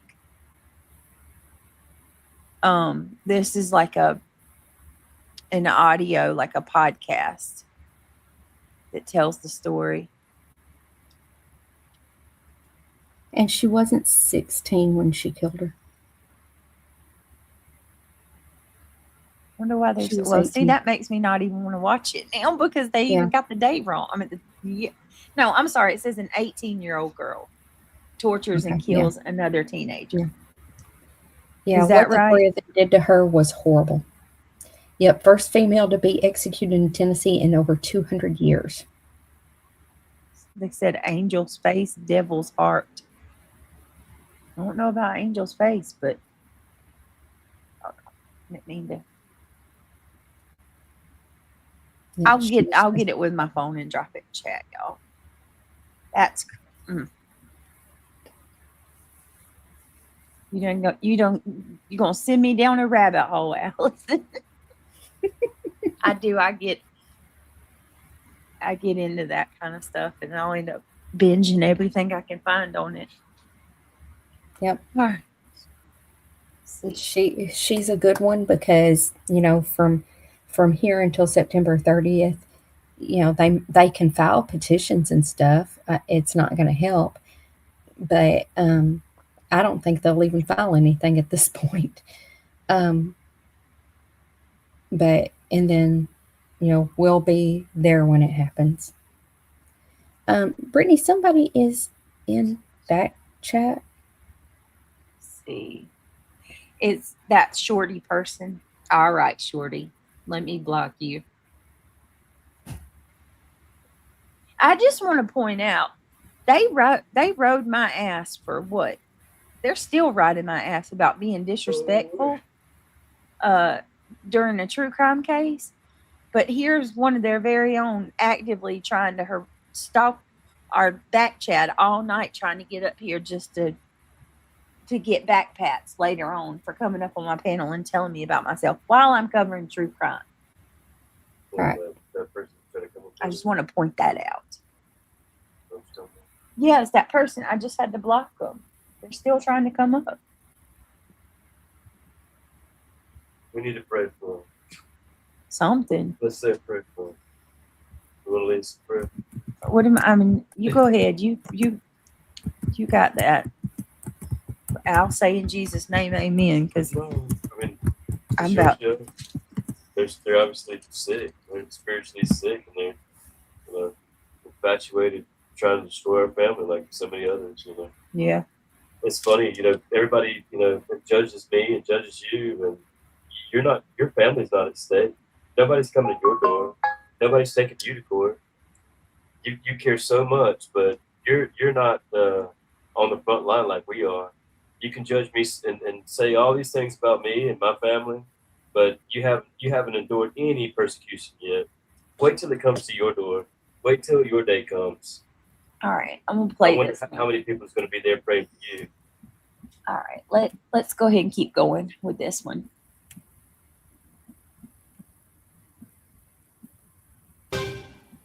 Hi, guys. American homeowners. The FBI has been warning about a type of real estate fraud called title theft, and your equity is the target. With just a report plus a free trial of their million, and good luck. They got to fall on the sword. And you're right. Easiest path, and you nailed it, is for the defense to submit a declaration saying that they were ineffective. Look, it's the Strickland test, right? There's a manifest injustice. We didn't tell our client this information. We misled our client. If they put that in writing, it's a done deal, but they got to fall on the sword. And you're right. Maybe they want to do that for their client. There's really nothing the judge or the state can do to stop it because we don't know what communications they had with Koberger. And if they confess that type of error, then it's game over and the judge has to grant the motion. And then I'll go to one of the other 10 or 12 other death penalty qualified lawyers in the state of Idaho. It can't be them defending the case going forward. That is the cleanest, the easiest path. The other way, like you said, is if the state admits some sort of error. I don't think they're going to do that. I think that would also He's not really get it done. claiming that. He's claiming, okay, wait a minute. Nima, you mean this won't work legally? Quote, my actual innocence is my truth. And the It's not plea gonna work. hinged on false promises. And quote, all caps must be withdrawn. So he was misled about job opportunities behind bars. Okay, I haven't seen that in an appellate record yet. Jail ain't what it's cracked up to be. Give me a new trial. I want out. Okay, that's where this is going. Listen to this. There was tons of DNA, by the way. Not. I don't know why it's been reported it was trace DNA. It was not. It was tons of DNA. So that's amazing. there was certainty in the quality of the DNA. There was certainty in the analysis, and there was certainty that there was more than enough information in that tree to get to a person.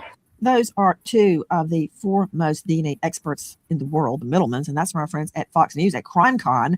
Okay, Joe Scott Morgan. Joe Scott, Yep. before you get started, I want to give you, I know you don't need one, but a little reality check about what this case is about. So I'm going through some of Kaylee's things, and I just came across the sweatshirt that she was wearing that night.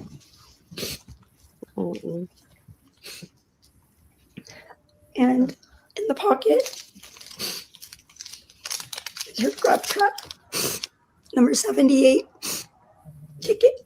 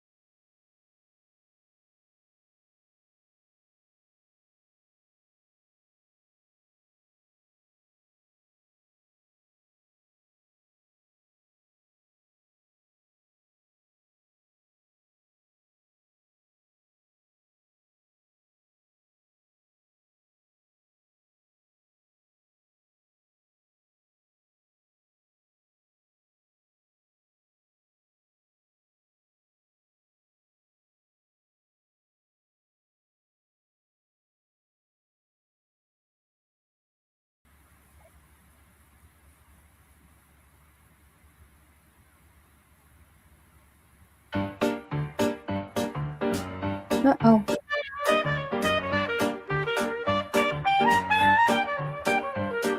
How good it feels to dance to the syncopated beat at beat. Reality, are you there?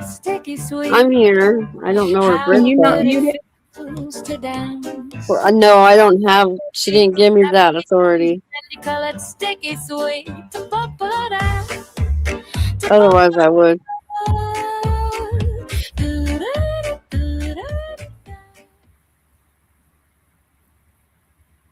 So any of y'all who are interested in just deep diving some other cases or maybe looking into them, see if y'all want them covered. I dropped one. It's Vicky Stout and Carla Atkins. It's an unsolved case from 1980 in Stewart County, Tennessee, Land Between the Lakes area. And it's sad. I mean, 1980, and it's still unsolved. So if y'all want to look into that one, that one's a good one to look up too. Look at there. There she is. Sorry, y'all. I'm so sorry. I got up and walked away for just a second and came back and the damn ads was playing. I asked Reality if she could mute it, and she said no, she didn't give me that authority. I'm sorry. Where did you go? Reality done fell off. She done went into a damn pothole. There you are, Dee Dee. I was just asking a while ago. I said, where's Dee Dee at? I ain't seen her tonight. You done got so used to seeing Dee Dee.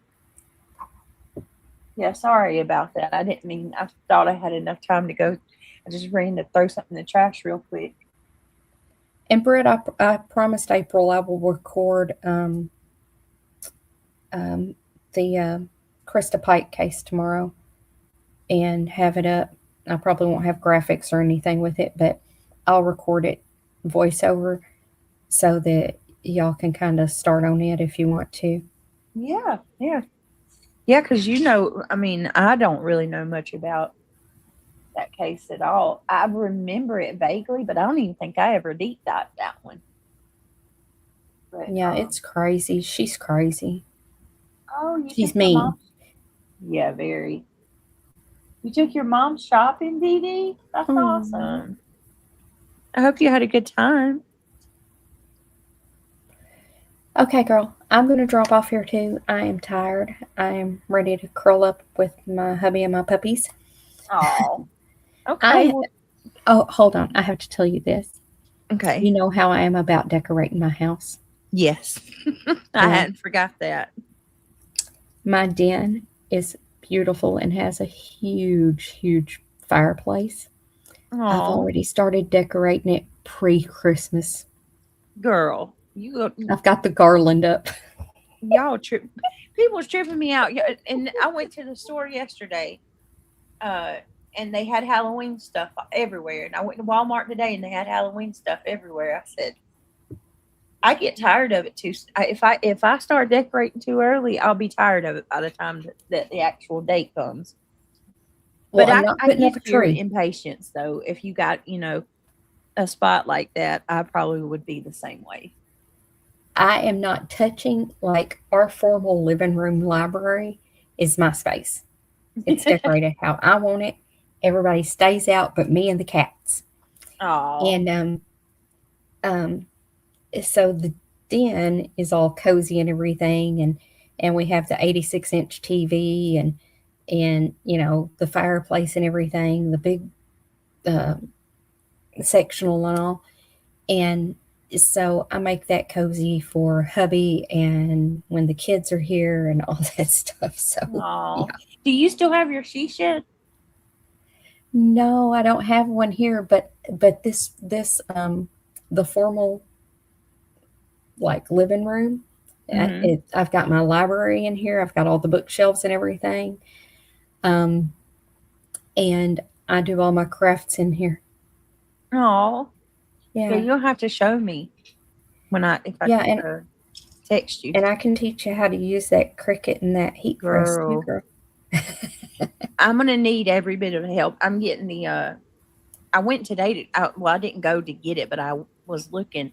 I'm evidently gonna have to order it. All they had was a hand press in the actual store, but I got the hand press. I need the one with the lever on it, so it'll work better.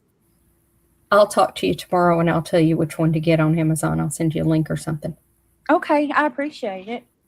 So, all right, girl. Good night. Have a good night. It was good having you coming up.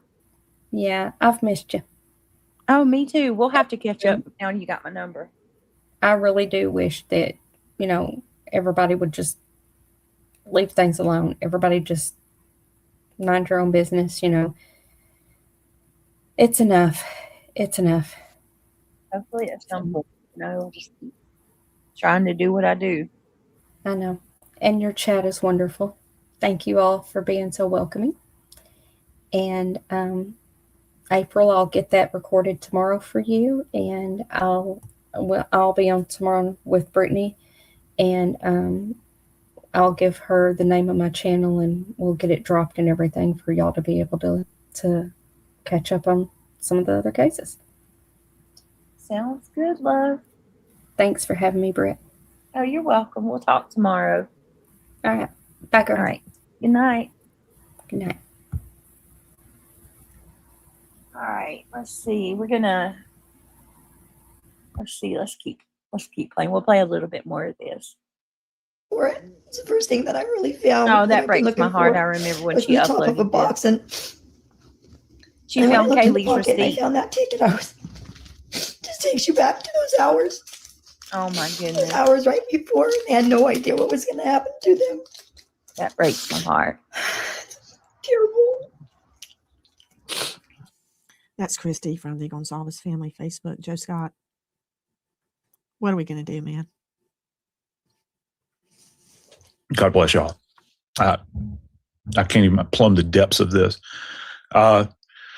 Getting back to the to the evidence at hand, I got to tell you something. And going back to what Steve and Christy had said earlier, and let the hide come with the hair is what I say. If he wants a fight, bring it on. Because going back to what that clip that you showed of our friends David and Kristen at Othram, I felt all along that there was going to be just a plethora of DNA evidence. And here's why. I'm going to throw a number out to you that we don't use this number a lot when we're talking about these 4 precious lives. Okay. We talk about the individual injuries, per person. But Nancy, I want to give you this number, 150. 150 injuries we're talking about in total. Now, that's kind of an approximation because the violence involved in this case, you have what were referred to, or what I would refer to as communicating injuries. So you have such a concentration of injuries that you'll get this kind of cross pattern where you can't delineate it. And of course, this certainly happened with Kaylee. There's just certain things that you can't interpret specifically because of the level of violence. But 150, Nancy, just let that sink in. How are you going to engage in this kind of violence and not have transfer of DNA? And you taking on DNA from an individual, I can only imagine where else they're sourcing this from. Points of contact. We go back, and my old adage is always Lacard. Every contact leaves a trace, and that principle holds true here. It's solid as the day is long. And so when you think about the violence that was exacted here, I think that there is a solid underpinning of evidence here. And again, if he feels froggy, let's jump, baby. Let's roll. Because I want to see this evidence. And going back from a prosecutorial standpoint, I want to see somebody that's actually got the guts to go forward, stand up, and accuse him and direct him to offer up an explanation for what happened. Of course, we didn't see that because there was no damn allocution. That was not required of him. He gets to live on Easy Street now, doesn't he? Nima Romani, is there any way this can happen? How dare he? After all he has put everybody through, it's all about me. I don't like jail. This wasn't what it's cracked up to be. I was lied to. I was mistreated. Every sentence starts with I. Is there? He is extremely awkward. I was lied to. I was mistreated. Absolutely. Regardless of whether he's guilty or not, he's terrifying looking. And I ain't trying to be mean, but I don't know if it's the social cues are off or what. But they cannot force him to give a reason. I want to know who the target was. That's what I want to know. Because I'm still standing firm on what I said before. I believe in my heart of hearts that Kaylee was. Absolutely believe it was Kaylee, because Kaylee, she got the roughest of all of it. She got the brutal, out of everybody, hers was the worst.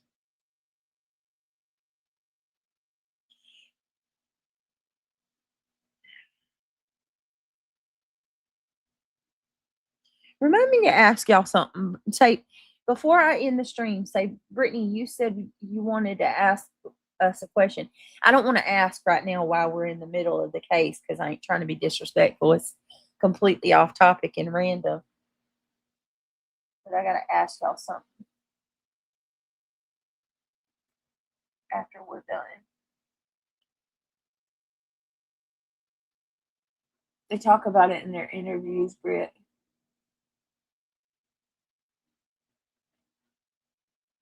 I mean, I know that they talked about Kaylee, like how much, how, you know, extensive the injuries were, how much worse it was for her than it was anybody else. I know that, but yeah, that is true. That how, I mean, for the love of God, I wonder if those girls ever even thought about that.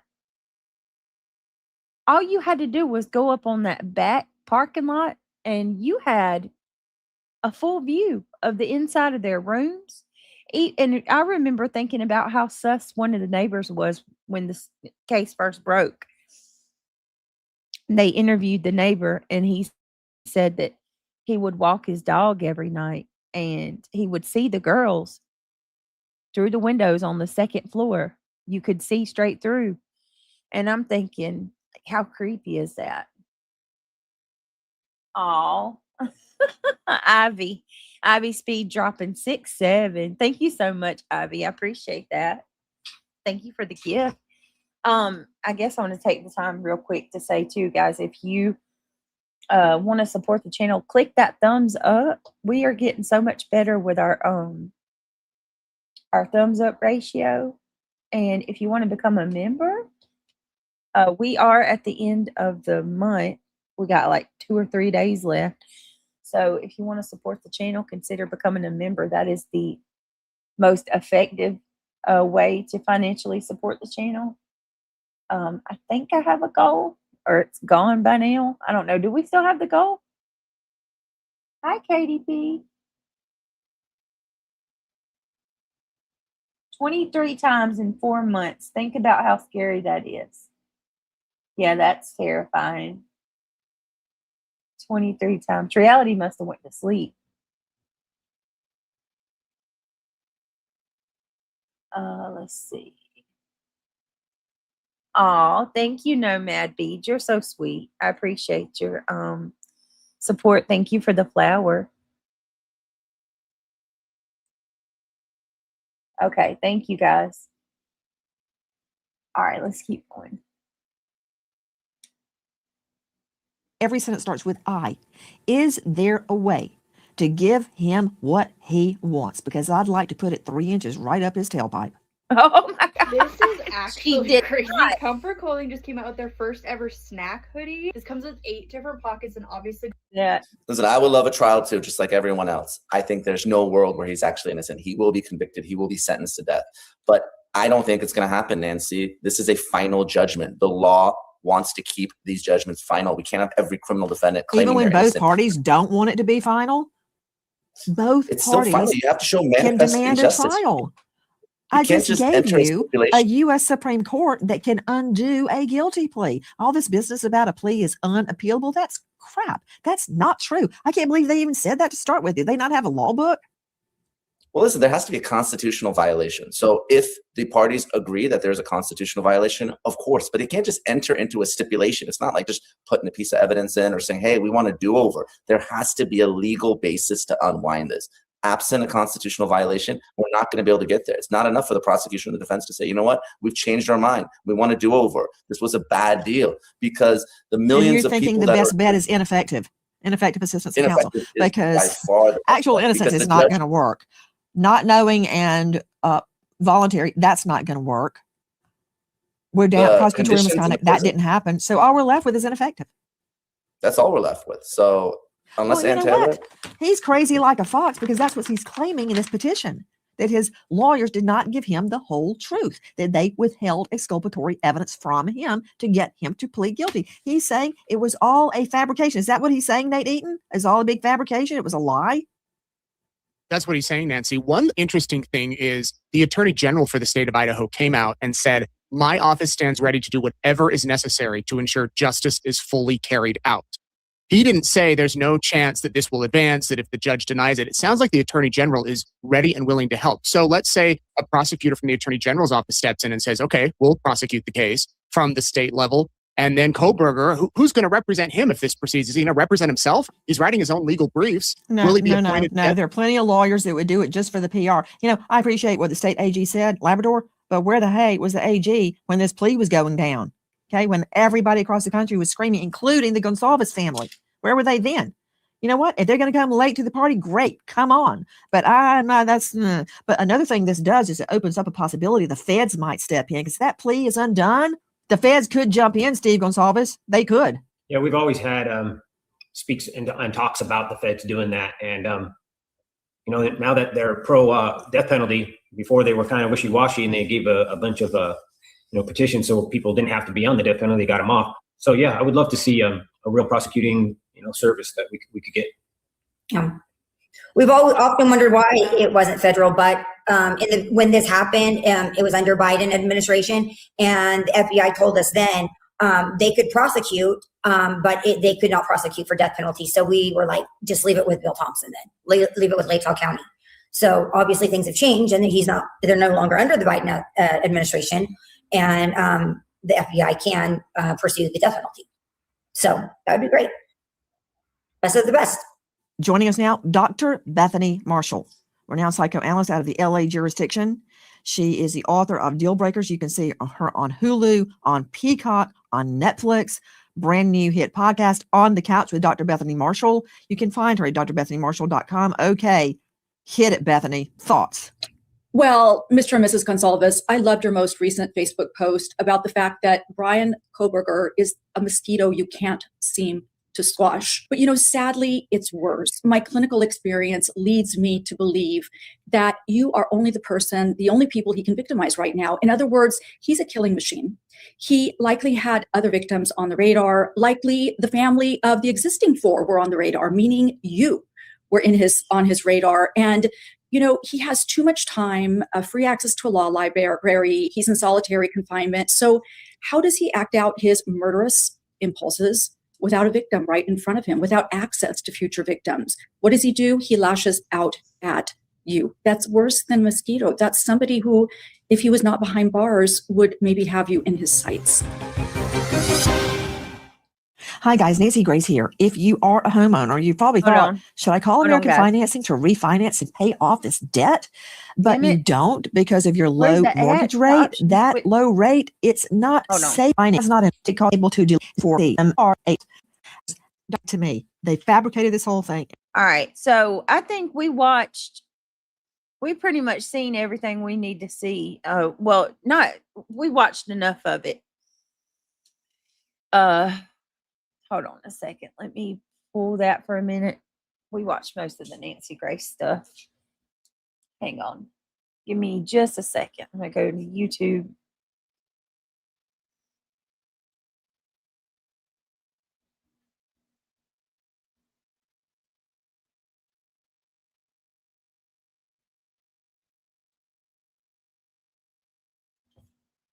Let's see. Bear with me, guys.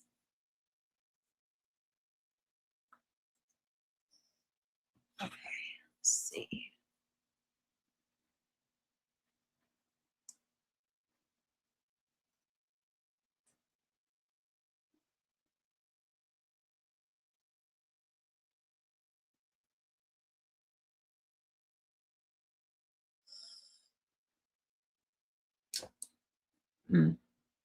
Hang on.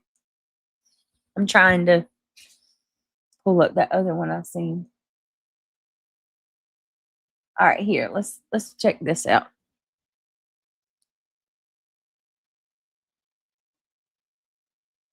Thank you, everybody, for hanging out with me tonight, by the way. It's nice to have all of you here.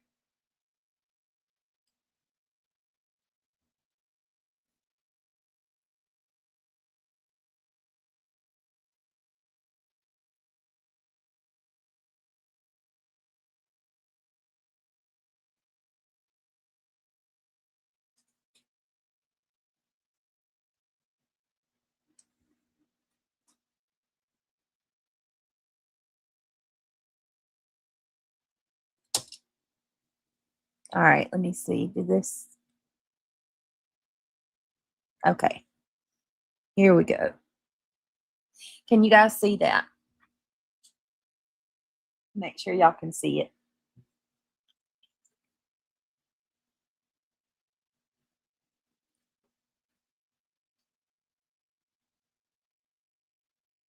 Okay, thank you, Allison. All right.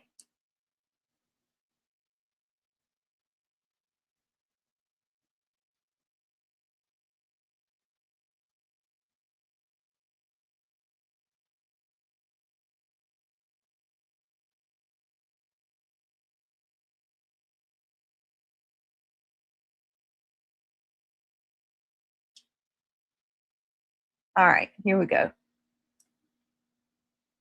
Guilty because you are guilty. Yes. Brian Koberger wants to take back that guilty plea and go to trial. I'm laying out the evidence of planning by Koberger that prosecutors say would have been the nail in his coffin. Let's get into it. I'm Jeanette Levy, and this is Crime Fix.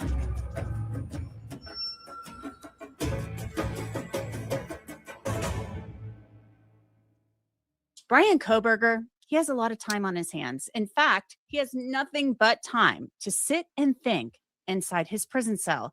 He's now 31 years old, and at this point, barring some major wins for him in court, that's where he'll be sitting for the rest of his life. Koberger pleaded guilty in July of 2025 to the horrific stabbings of Kaylee Gonsalves, Madison Mogan, Xana Kernodle, and Ethan Chapin in the house on King Road. The 4 students were murdered in the early morning hours of November 13th, 2022. Prosecutors say they were able to uncover digital evidence that linked him to the purchase of the murder weapon, a K-bar knife. And they said his DNA linked him to the sheath of the K-bar knife, although the knife was never recovered. Recently, Judge Hippler unsealed a document that outlined the timeline of Brian Koberger's purchases. This came before Koberger filed a petition for post-conviction relief earlier this week, saying he was coerced by his defense attorneys to plead guilty and made promises that were never kept. He claims he's actually innocent. Koberger filed that petition just days before a documentary on Netflix was set to drop, and that series is now airing. Koberger remains behind bars in Idaho's maximum security institution in Kuna. He spends his days in a cell alone, by himself. And he's now asserting his innocence. Attorneys that I have spoken with believe this motion for post-conviction relief is a long shot at best. Now we're getting a look at some of the mistakes that prosecutors say Koberger made during the murders, the timeline that led up to the horrific murders on November 13th, 2022. Now, this court filing, unsealed by Judge Hippler, reveals an expert was going to testify about Brian Koberger's spending, what he was buying, and how he was making purchases before and after the murders. Some of this information is disturbing, and some of it's just downright confusing. A major piece of evidence prosecutors would have focused on: the K-bar knife, a sheath, and a sharpener purchased off Amazon. Investigators found the sheath next to Maddie Mogan's body, but they never recovered the sharpener or the knife. Prosecutors certainly believe a K-bar knife was the murder weapon because of the sheath left at the scene. We knew that Brian Koberger bought a K-bar knife, sheath, and sharpener in March of 2022, 8 months before the murders. And now we're seeing what a rep from Amazon was going to testify to at Koberger's trial. First, Koberger's Amazon account was owned by him. Shane Cox was going to testify that Koberger set up his Amazon account in October 2017, and his email was attached to it. Now, a lot of people have Amazon accounts. That's not a big deal. But Koberger's lawyers were fighting tooth and nail to get this evidence from coming in at trial. They argued the account was shared by the family, and showing what someone clicked on could be misleading. They fought and fought against this testimony coming in at trial. Because in terms of machine learning, one component is that when there's a household account where there's multiple users with multiple cell phones and multiple laptops going into purchases, there's machine learning and cross references there. In terms of the way that Amazon works as a company globally and artificial intelligence, they're doing all kinds of things to understand what consumers and purchasers and sellers are trying to do to actually prompt people to buy certain things. So in this instance, with regard to these purchases, we have very limited data regarding Mr. Koberger's purchases without the metadata and the context. And that's the reason that we are seeking to exclude it. Now we know why Koberger's defense wanted this information excluded so badly. Shane Cox was going to testify that the customer purchased an electronic gift card for $130 using the Brian C. Koberger account.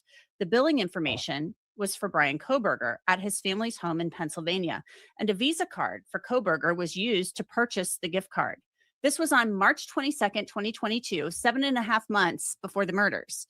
The plan, prosecutors would have argued, was already in motion, and the next day, the purchase for the knife was made. Cox was going to testify that on March 21st, 2022, the electronic gift card was used to purchase a K-bar sharpener for $23.40 through the Brian C. Koberger account. At the same time, the customer purchased a K-bar full-size Marine Corps fighting knife for $86.15.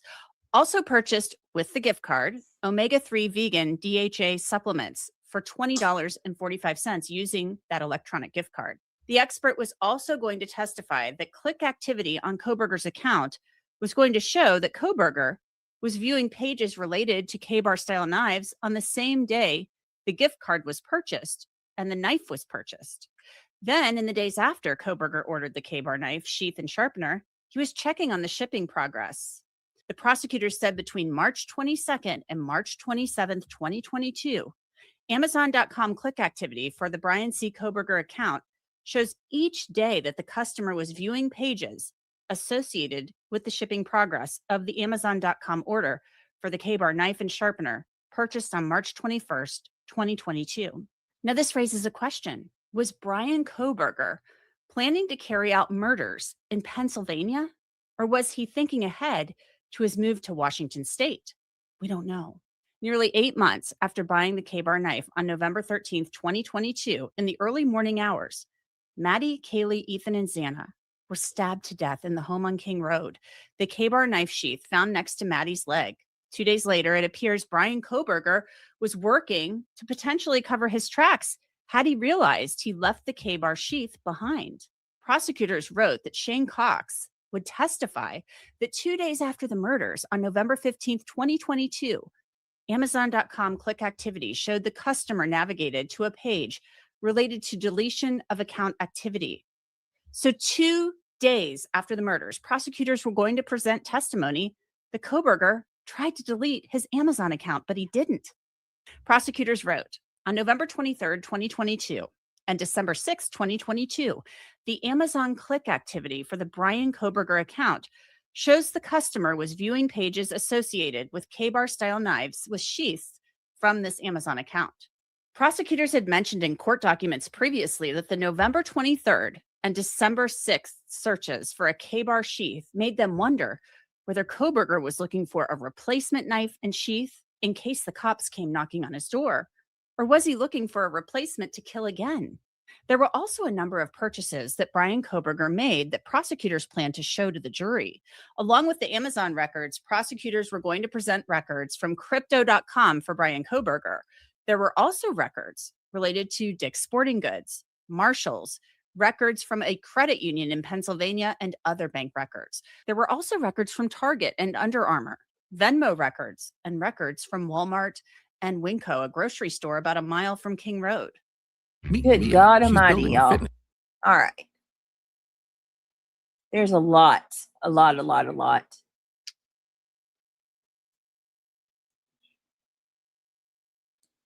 Good grief. Hold on. Let me get past this.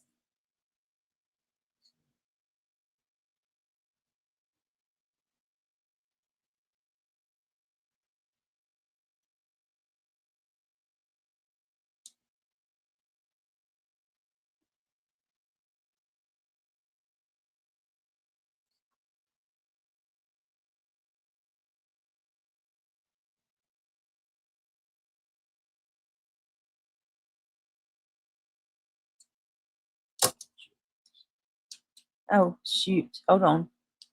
I didn't mean to do that. Bear with me. Did not mean to do that. I was just trying to get. Managing it. So, Joe, your first reaction to looking at these expert reports, I mean, Brian Koberger, we knew he bought that K-bar knife. We had heard about that in March of 2022. But when you really look at the details laid out and the fact that he's checking the shipping progress day after day after day, I mean, whoa, what do you make of all of that?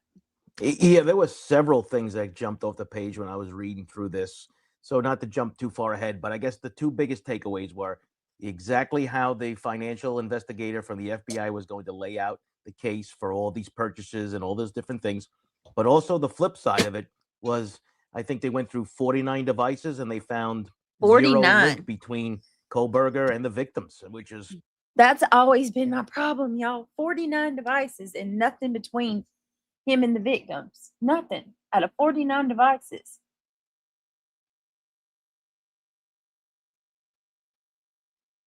That's crazy.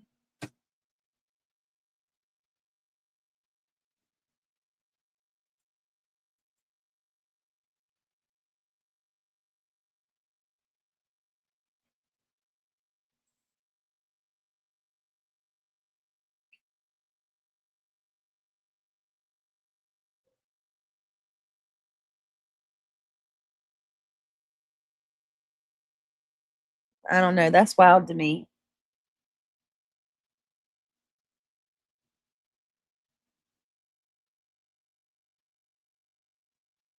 That's actually a damn good question. I never even thought about that, Harbinger. That's a really good question. Why should he need a knife like that if he was vegan? That is a really brilliant question. You're right, Harbinger.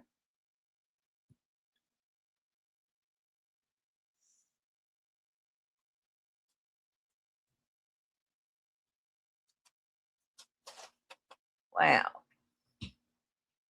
Good question. He wiped his phone. Did he? To cut up his cheese? To cut up his my brother's a vegan and he gets that cheese. What's it called, you guys? Like impasta cheese or something, like in the impossible plant-based products, you know, like the plant-based cheese, the plant-based meats. The knife is for one use only and to kill. It's a massive.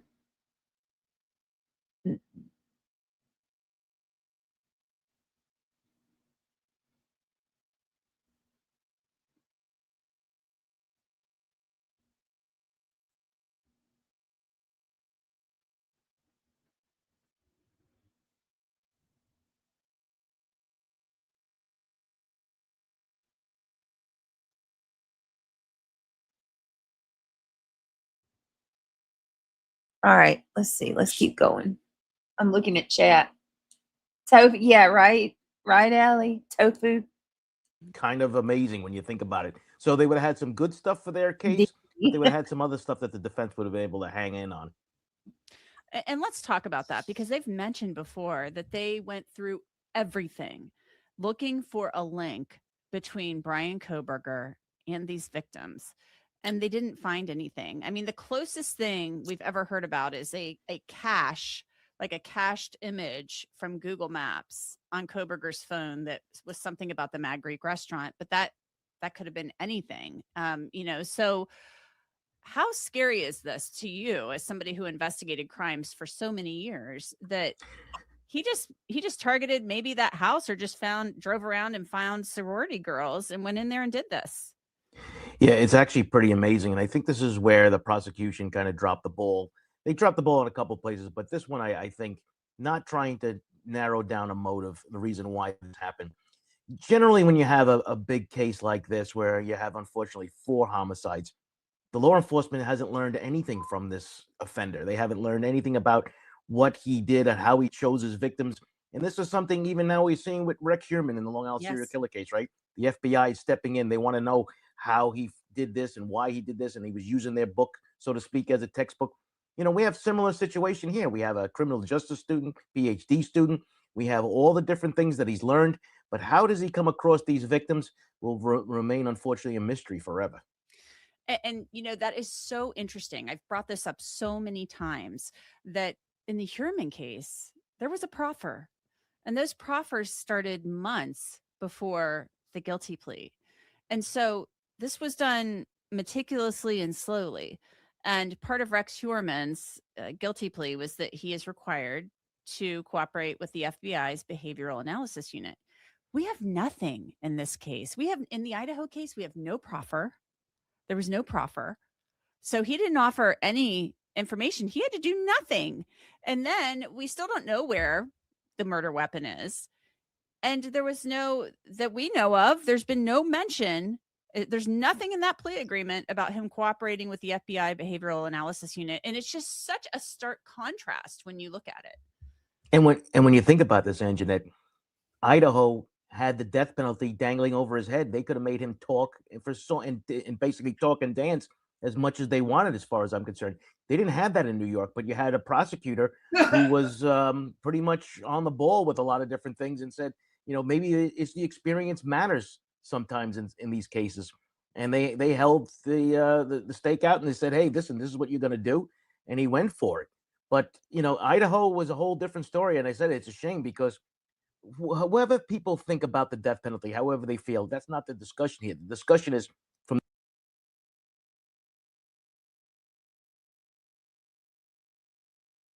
How does this dude look different in his license plate? His license, I guess everybody looks different in their license picture, right? But his smile's not creepy and he doesn't look weird. Is that just me or am I just like looking too deep into this?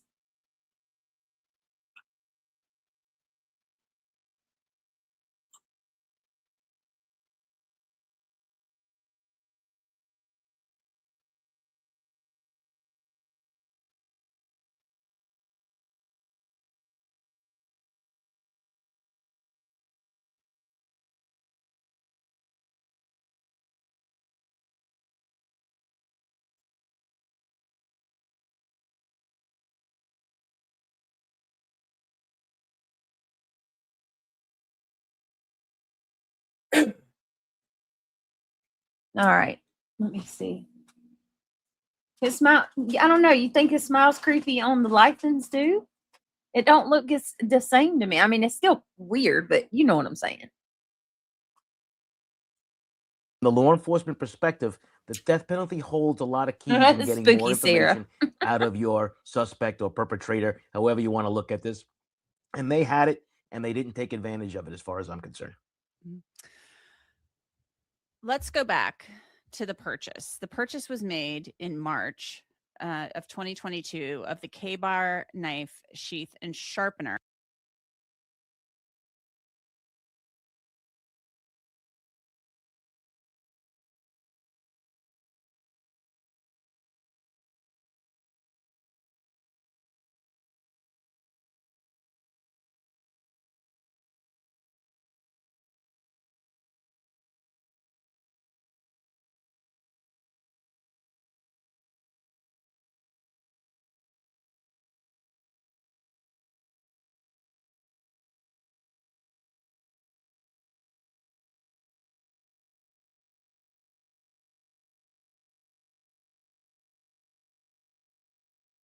The sharpener part just freaks me out.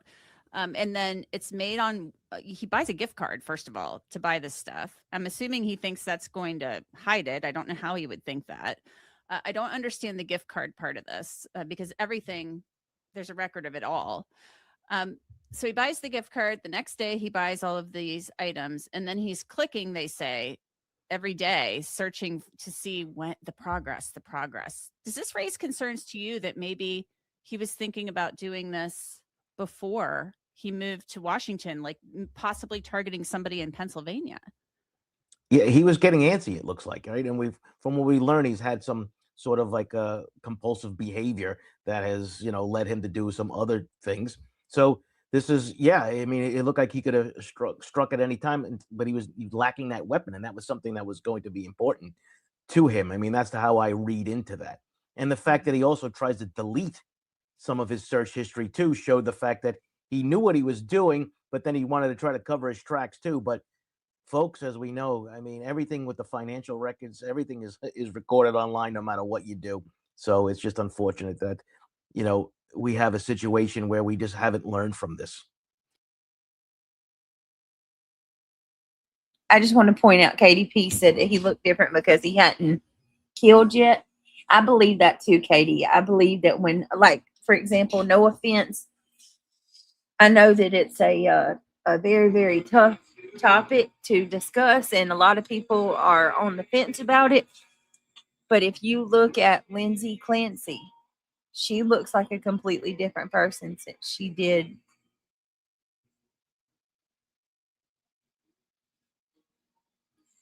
Wow.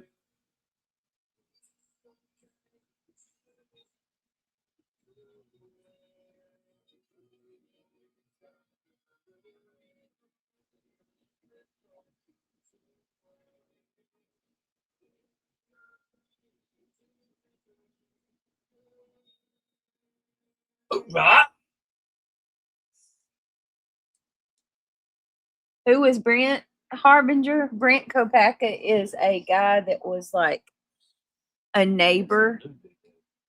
He's somewhat of a neighbor to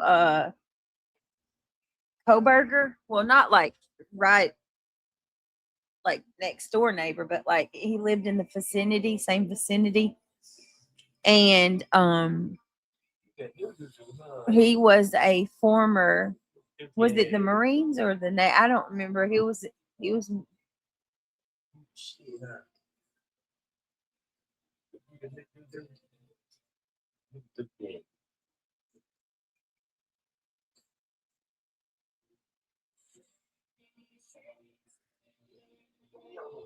all right. Let me see. So Brent Kopaka he was in the military. And he has since been home, or at the time he Lord have mercy, I'm all over the place.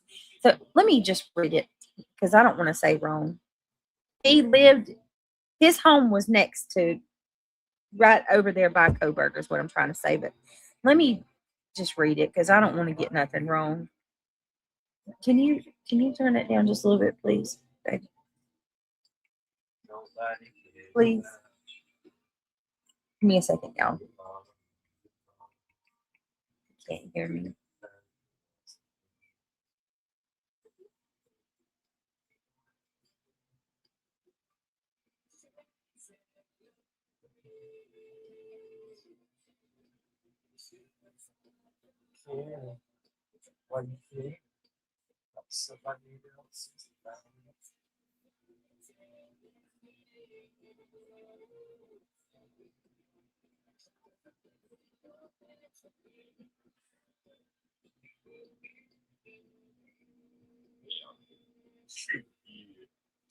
All right.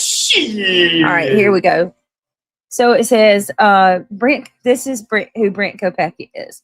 He served as a member of the United States Army.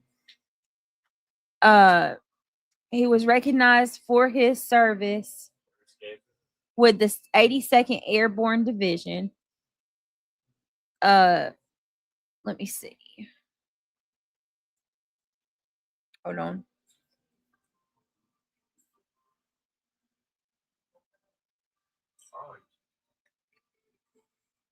Okay, can you turn it down just a little bit? Okay. Kopaka served in the military in the Army from 2005 to 2009. During his deployment in Afghanistan under Operation Enduring Freedom, he sustained a traumatic brain injury in combat. He was awarded a Purple Heart for his service, but the injury left him with a severe 16-year battle with post-traumatic stress disorder. On the night of, now listen to this. This was Brent Kopaka, which this is why a lot of people question if these two situations have any commonality. And here's why, because there's a standoff that happened. On the night of December the 14th, 2022, Kopacka suffered a severe mental health crisis at an apartment complex near Washington State University.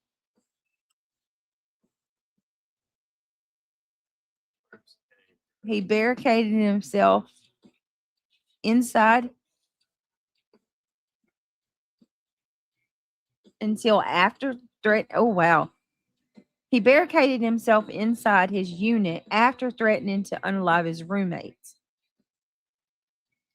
The Whitman County Regional SWAT team responded, leading to an hours-long standoff.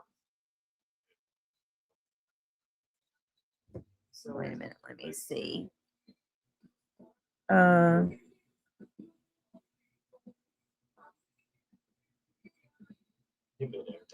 After Kopacka began firing gunshots from within the apartment and allegedly starting a fire, a SWAT member shot him.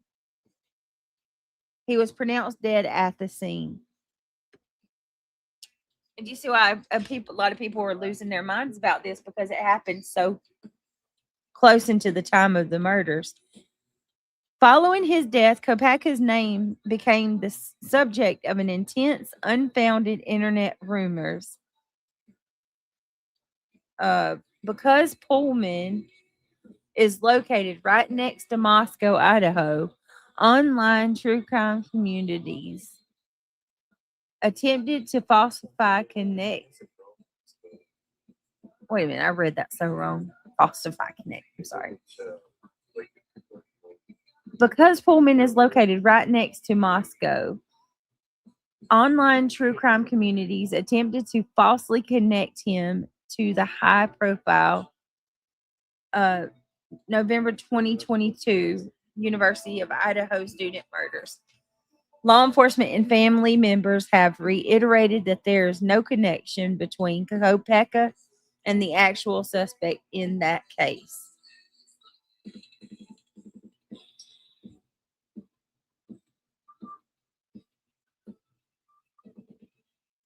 Good. Yeah. So, I mean, I always thought it was weird. I'm not going to say that I'm on board with that theory or anything like that, but it is weird. I mean, let me see. Let me see. Okay, that's pretty. I mean, there's, if you want to dig more into it, there are channels that have done whole deep dives on the Brent Kopacka story. He was shot in his apartment that he shared with his roommates. Yes, yes. Right, I agree with that too, Black Hawk.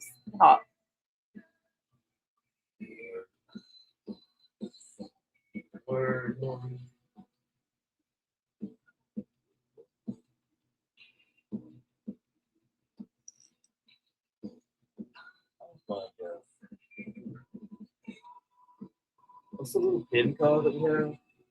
All right, guys, give me a second.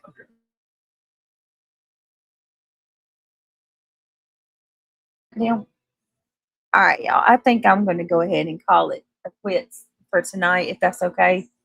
It's he's got this music going and it's driving me nuts. I just need to go get some sleep and Married hold to on. the heap. $4.99 hottest buyer chicken sandwich. Hey, Google. That's old. Only at 7-Eleven.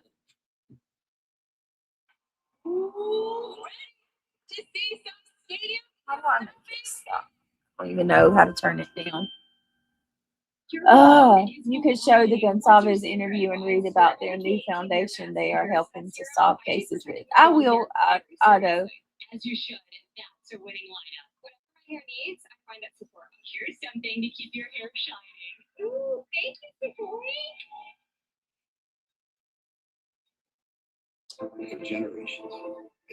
All right, y'all. Good night, everybody. I appreciate y'all. Much love to everybody. We'll be back tomorrow. I'm going to try to get a day stream in. Go live and do a day stream. But thank you, everybody, for all your support. Thank you for just hanging out with me. Allison, thank you for coming up. It was really nice to have you up again, and a bit of a breath of fresh air to be able to talk again.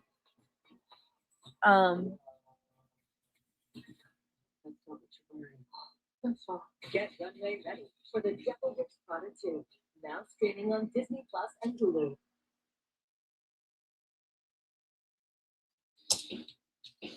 All right. Well, have a blessed night, guys. Take care.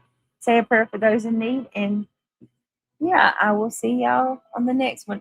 Oh yeah, Otto, I'm gonna go lay down and find a podcast or something to listen to, go to sleep.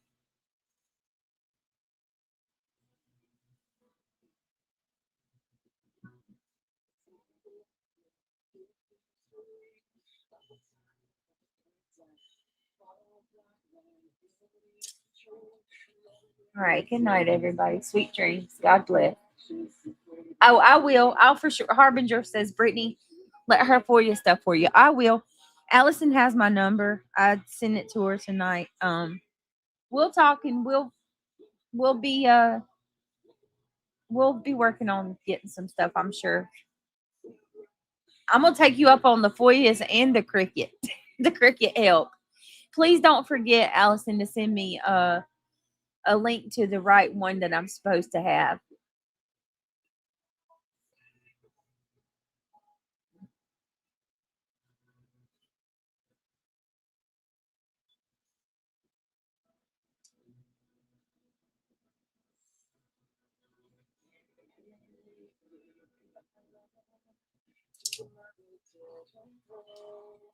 All right.